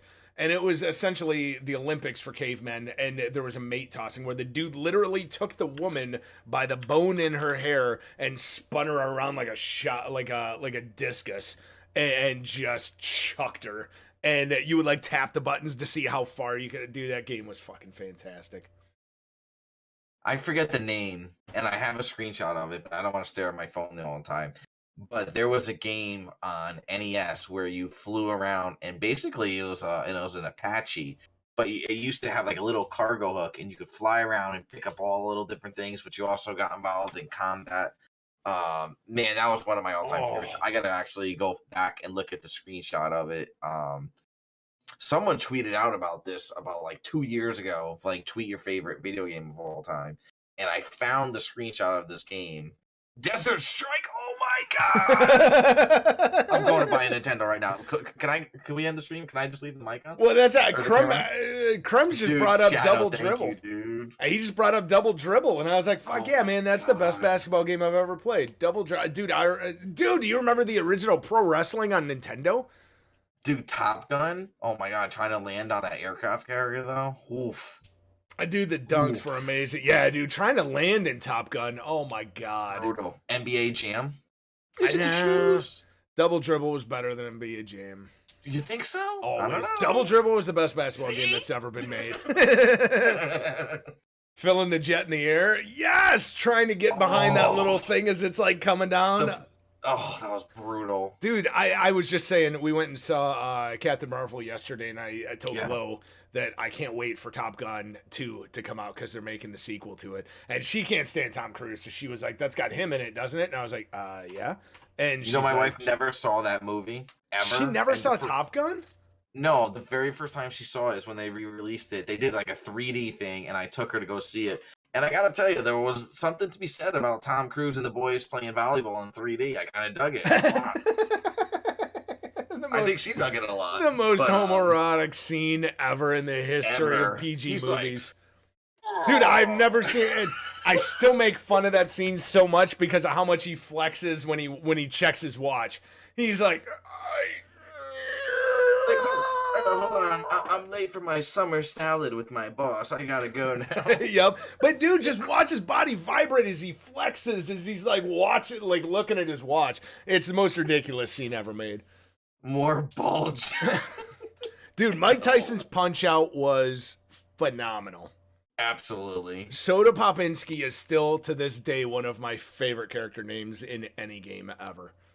So this is going to be a lot of fun. And what I want to do as the year goes on, I want to do one of these every few months. We'll do this one in March. This year, we'll bring it back next year to do it. But like every 3 or 4 months, I want to do another one of these, and maybe we can do like breakfast cereals or breakfast foods at some point. We can do all kinds of different things with this. But I do think that these are going to be fun as hell.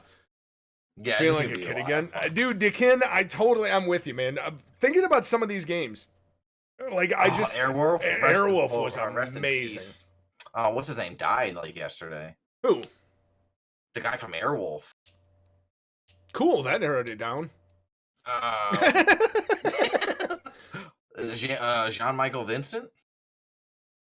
Jan-Michael Vincent? Wolfenstein was amazing, Misfit. I never got to play the original Wolfenstein, but on the original Wolfenstein pick, well, yeah, because at that time I couldn't afford a 486DX to be able to play it really, really well. I go the original X-Wing versus TIE Fighter. Yeah, Jan-Michael Vincent, 74, cardiac arrest. What's with all these guys in Hollywood? God rest their souls. They're all dying of cardiac arrest. Dude, there's been a bunch the past week. The lead singer of Prodigy, that guy. You've got King Kong Bundy died last week. Luke Perry. Did he really? Mm-hmm. Someone actually paid for a billboard over the I drive over the Pearl Memorial Bridge in here in Connecticut, and someone paid for a billboard that said "Rest easy, Luke Perry." Wow. It's like $5,000 to do that. Damn. It's like one of those digital ones. I'm like, wow. Dude, I want to pay $5,000 and have check out I am Janko on Twitch on there. I was thinking about that actually when I was watching the Super Bowl. Like this, right. Like, I was thinking about this when I was watching the Super Bowl. How fucking cool would it be if some like small streamer like our size had the money to buy one 30-second ad slot for the Super Bowl. In the Super Bowl? And like you've got millions of people that are like watching the Super Bowl, they're waiting to see like the new Doritos commercial or whatever, and then it's just like me like, "Hey, check me out on Twitch." I can see a Janko commercial where you're like, they pan, it's 30 seconds and it's just Janko like, "Oh, hi, I'm Janko. Be sure to follow me on Twitter. By the way, I hope the Pats lose." And then, like, cue the Doritos commercial, and then he starts, like, eating chips. Right. Or, yeah, I'd be like this, and I'd be like, "Oh, this is a Milky Way." But it would be out of the package, and it would be an inside joke for, like, the 20 people that know that joke. But the other goes to the Super Bowl. Your new special on slurping when it comes out. Please go to Janko's stream. I beg you. I implore you. It's not just because it's him. Hugh Houston might be the greatest alternative character, ego, I should say, on Twitch. Honestly, I mean that with all sincerity. I get giddy in my pants when I think of you. Yeah, I actually came up with a plan to do more Hugh Houston, by the way. Nice. I haven't told you. Yeah, I know how I'm going to do it. Because special news on slurping. Kirk, keep it up, dude. That fucking Uber guy I had yesterday in my car. Dude, Tecmo Super Bowl. I see. That's another. You know what we could do? We could have play-in games. Can I go get a Nintendo at 10:30 at night on a Saturday? Because like the actual tournament does have playing games, right? Where like two teams of equal thing or whatever. We should totally have some playing games. So like Tecmo Bowl versus Tecmo Super Bowl, ice hockey versus Blades of Steel. We'll see how many games we get, but we could always. Does anybody maybe have a Nintendo in chat that they want to sell me? Please DM me because I will buy it from you. I got the classic Nintendo. None of those are really on it though. I got that little NES emulator that they came out with, but Blades of Steel, a lot of the dope games aren't on it. Yeah, I kind of wish Blades of Steel. I don't think Blades of Steel. I know Gradius is on it. Yep. Which was my favorite Nintendo game of all time. I think a while back, Blackhawk Tom, my buddy, he was telling me like there's a web page where basically you could access all these games for free, and I guess it's all legit, and you just could play them, but you play them with mouse and keyboard. Oh, really? I don't know. I'm gonna ask him now because now I want to play like Blades of Steel really bad. Yeah, I got the classic NES and I was gonna stream it until I decided. There was one day I was sitting on the couch and I'm playing it and I realized how much I rage at those old games. Way more than what I rage now. Forget it. Even Gradius, like fuck, because like as you're going, like you have to do it perfectly, otherwise you can't do it. Like you have to get the right power ups in the right order, and you have to power them at the right time. Otherwise, you can't do the last thing. And if you die, you're screwed because you get 5 lives to do the entire fucking game. So.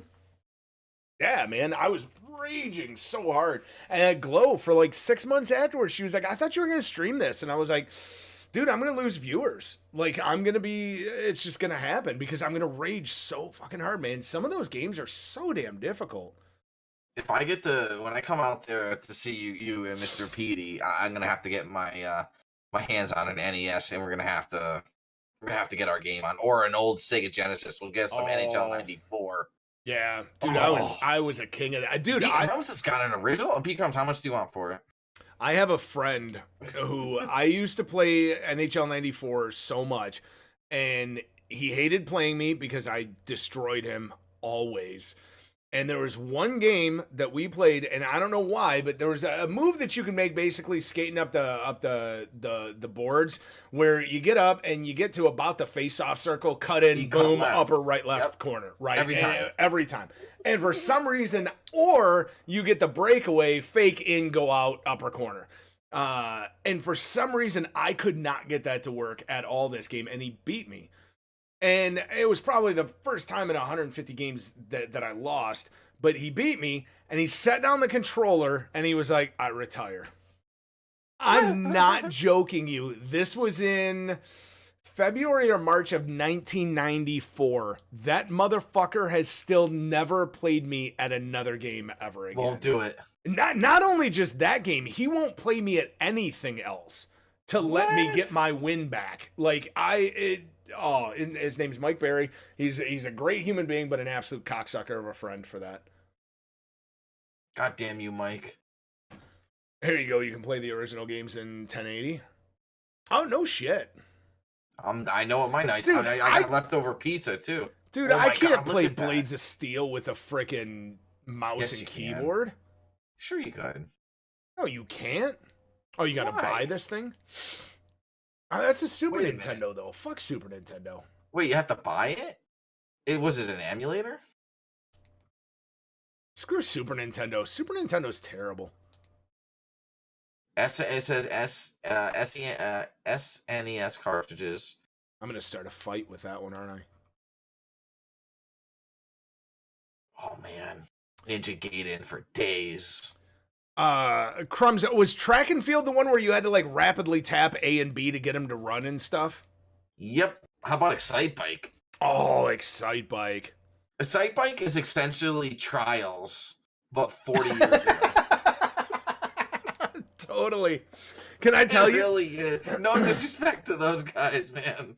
It really is. Can I tell you the trick that I learned on track and field? These lighters that have like the curved edge on them, you can take them and rub them back and forth over the two buttons super, super fast, and it totally works. It totally works. Aimbotting back in the day. It totally works, man. Paperboy was amazing. Paperboy was amazing. I'm begging you, someone tell me where I can get an NES right now. I'll live stream me getting in the car and go drive it in my friggin' Patriots pajamas. I'll go get them right now. eBay, brother. Oh man, I need it tomorrow though. I need it soon. Skater Die. Oh, dude, Skater Die was amazing. I remember trying to get away from like the beehives or the swarms of bees that would chase you around. Guys, how about Tony Hawk? See, that would have to be a play-in, man.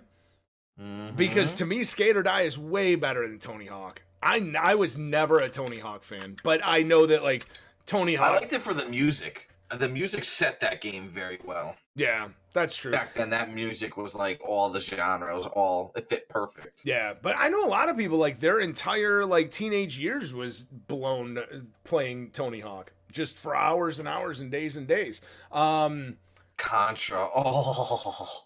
yep. Contra was great. Best cheat code of all time, and there's no debating that either. What was the Nintendo 64 Star Wars? Was it Rogue Squadron? I didn't play a lot of N64, truthfully. Oh, Knights of the Old Republic. For days. Knights of the Old Republic. Oh, man.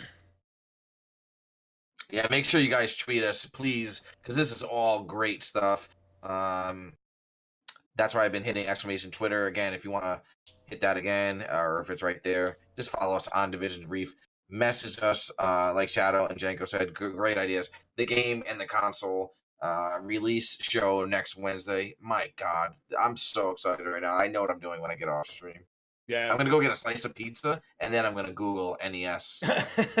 Rogue Squadron. I think there's a place locally that sells them. Oh, really? I don't know if they're open tomorrow. Yeah, they buy back like all old stuff. I'll go there with like $7 and come home with 14 games. Oh, yeah, we've got a disc replay near me that does that. I don't know why this is up. Sorry, I've got the wrong thing. Does GameStop do it? I don't think they go. I don't think no, they don't go back that old anymore. They used to. Oh, I gotta dance naked first. Yeah, I'll do that. I'm gonna have pizza while dancing naked. You can buy it online at GameStop, but I don't think you can go into a store anymore and buy an original Nintendo anymore. Oh, that's a bummer. I think all of those retro systems get shipped back and then they sell them online. Gotta do it. I know what I'm doing later. I got my night planned, boys and girls. Sweet. So that is Division Madness, guys. I'm super hyped for it. I know Johnny is. I hope you guys get involved, because it's going to be way more boring if it's just Johnny and I picking our favorite games. It'd be like 3 games. I know. It'd be like Star Wars Galaxies, Legend of Zelda, and NHL 94. That's it. Oh, it's beautiful. GoldenEye was another one that definitely has to be in there. GoldenEye was great, man. That was like one of the real first BRs, kind of. You could basically say, kind of, without like the looting of it. Yeah, without the looting or the without the storm. I mean, basically without anything that makes a BR a BR. You're right. That's true. Other than the fact it had nothing to do with it. Yeah, you're right. Other than the fact that it's nothing at all like a BR. Dude, it's just like a BR. I meant to say film. I don't know what I meant to say. All I can think about is naked pizza and NES right now. Oh, Jesus. Lord, help me. Please help me, Tom Cruise. Oh, Spy Hunter. Frick yeah, man. Spy Hunter or River Raid? Oh, that oil slick. B Crumbs, you're a god. I love it. Pitfall. There's some classics too that people have, and like nobody's even brought up any of the Legend of Zeldas. I like those for sure. Jaws. Jaws was a game? Yeah. Duck Hunt. Duck Hunt? Yeah. I used to cheat with Duck Hunt really bad. Did you put the gun right up against the screen? Absolutely. And you were giving me shit for my lighter trick. I was aimbotting before they even knew what it was. Nice. Oh, well, Johnny, you got anything left for today? No, guys, thank you again so much. The support today was terrific. Again, please hit us up on follow on Twitter, I should say, and get in your submissions for the next week for the reveal show. Again, we'll tweet out about it to remind you guys. Thank you for coming through, the opinions, the talk. This is a blast. Janko and I love doing it, and every time we end, I always get the same vibe. Like, I'm so happy to be doing this. Please check out Janko when he goes live. You're more than welcome to come check out myself and the Boom Squad family when I go live. I hope everyone has a great time with the Division Debrief. I hope everyone gets their game on time. Yeah. But anyways, no, seriously, in all seriousness, guys, thank you for supporting this project and myself and Janko, and just stay blessed, rock on, kick ass, and we'll see you in Washington. Yeah, 33 hours till they go live. I'm going to give out a Janko dab right now to, I'm not going to mention any companies in particular, but it is the reason why I'm not going to have my Dark Zone copy on time. So there's a quick Janko dab to them. Yeah. No. Yeah. Yeah. No. Yeah. Anyway, yeah, thank you guys, everybody that's here. This has been an absolute blast. I thank you, Johnny, for, doing this with me. I friggin' love this. I will be live next tomorrow. I'm going to do a Division lore stream tomorrow. So if you haven't played Division 1 or anything like that, and you want to know the lore, come on in. There's a really cool video that I watched today that we're probably going to watch that, and then we're going to go into the game and just watch all of the videos, all the evidence videos and everything else. Crumbs I have, and that's one of the reasons why I'm pissed. So yeah, it's nice that some people can get those, but people that actually paid for them can't get them in time to actually play the game on time. But that's cool. I'm not gonna rant about it. I'll be over it. So yeah. But so that's that. Everybody that has been watching this on YouTube, thank you very much for doing that. Please like, share, and subscribe, and especially comment in the comments below. This is that point that I had said early, like 4 hours ago, 3.5 hours ago when I said, hey, this is why it's important, because we're going to do the brief madness for this month. So comment with your favorite video games down below, and then you guys can be a part of that process. Also, we will be back next Saturday. Not sure the time yet. We're still trying to figure out. There's some real life stuff that we're trying to arrange to figure out if we're going to keep the landing time at 11 a.m. We may not be able to do that. So if we do have to change it, when, you guys can tweet us also, when you guys think would be a good time, and maybe we can, use that while we're doing it. But definitely tweet us with your video games. It's now the 9th, so technically we've got 11 days to tweet us with the Debrief Madness video games. Thank you guys so much for being here. I appreciate you guys. I love you guys. You guys fucking rock. Thank you. Oh, I wasn't supposed to swear. Guys. Oh, it's late on a Saturday. I can swear. See, that's why, the later shows are better than the 11 a.m. because I can swear more without feeling so guilty. I gotta check out the Alexa lore too. So yeah, thank you guys. Thank you, Johnny. Last word, Johnny, because I just talked for way too long. See you in Washington. Let's get it. Have fun. Also, I totally forgot to queue up the credits. So once again, oh yeah, and for the last week, hopefully, we're gonna have credits with no music. We're gonna try to get music going for the credits next week. Yeah, they're ready, so we're gonna roll them now. I'll see you guys later. If you followed, hosted, anything like that, keep your eyes out. You're gonna see your name in lights right now. Thank you very much for all the follows, hosts, and all of that stuff today. Thank you. You guys kick ass. Love you. You guys right. See you guys. See ya.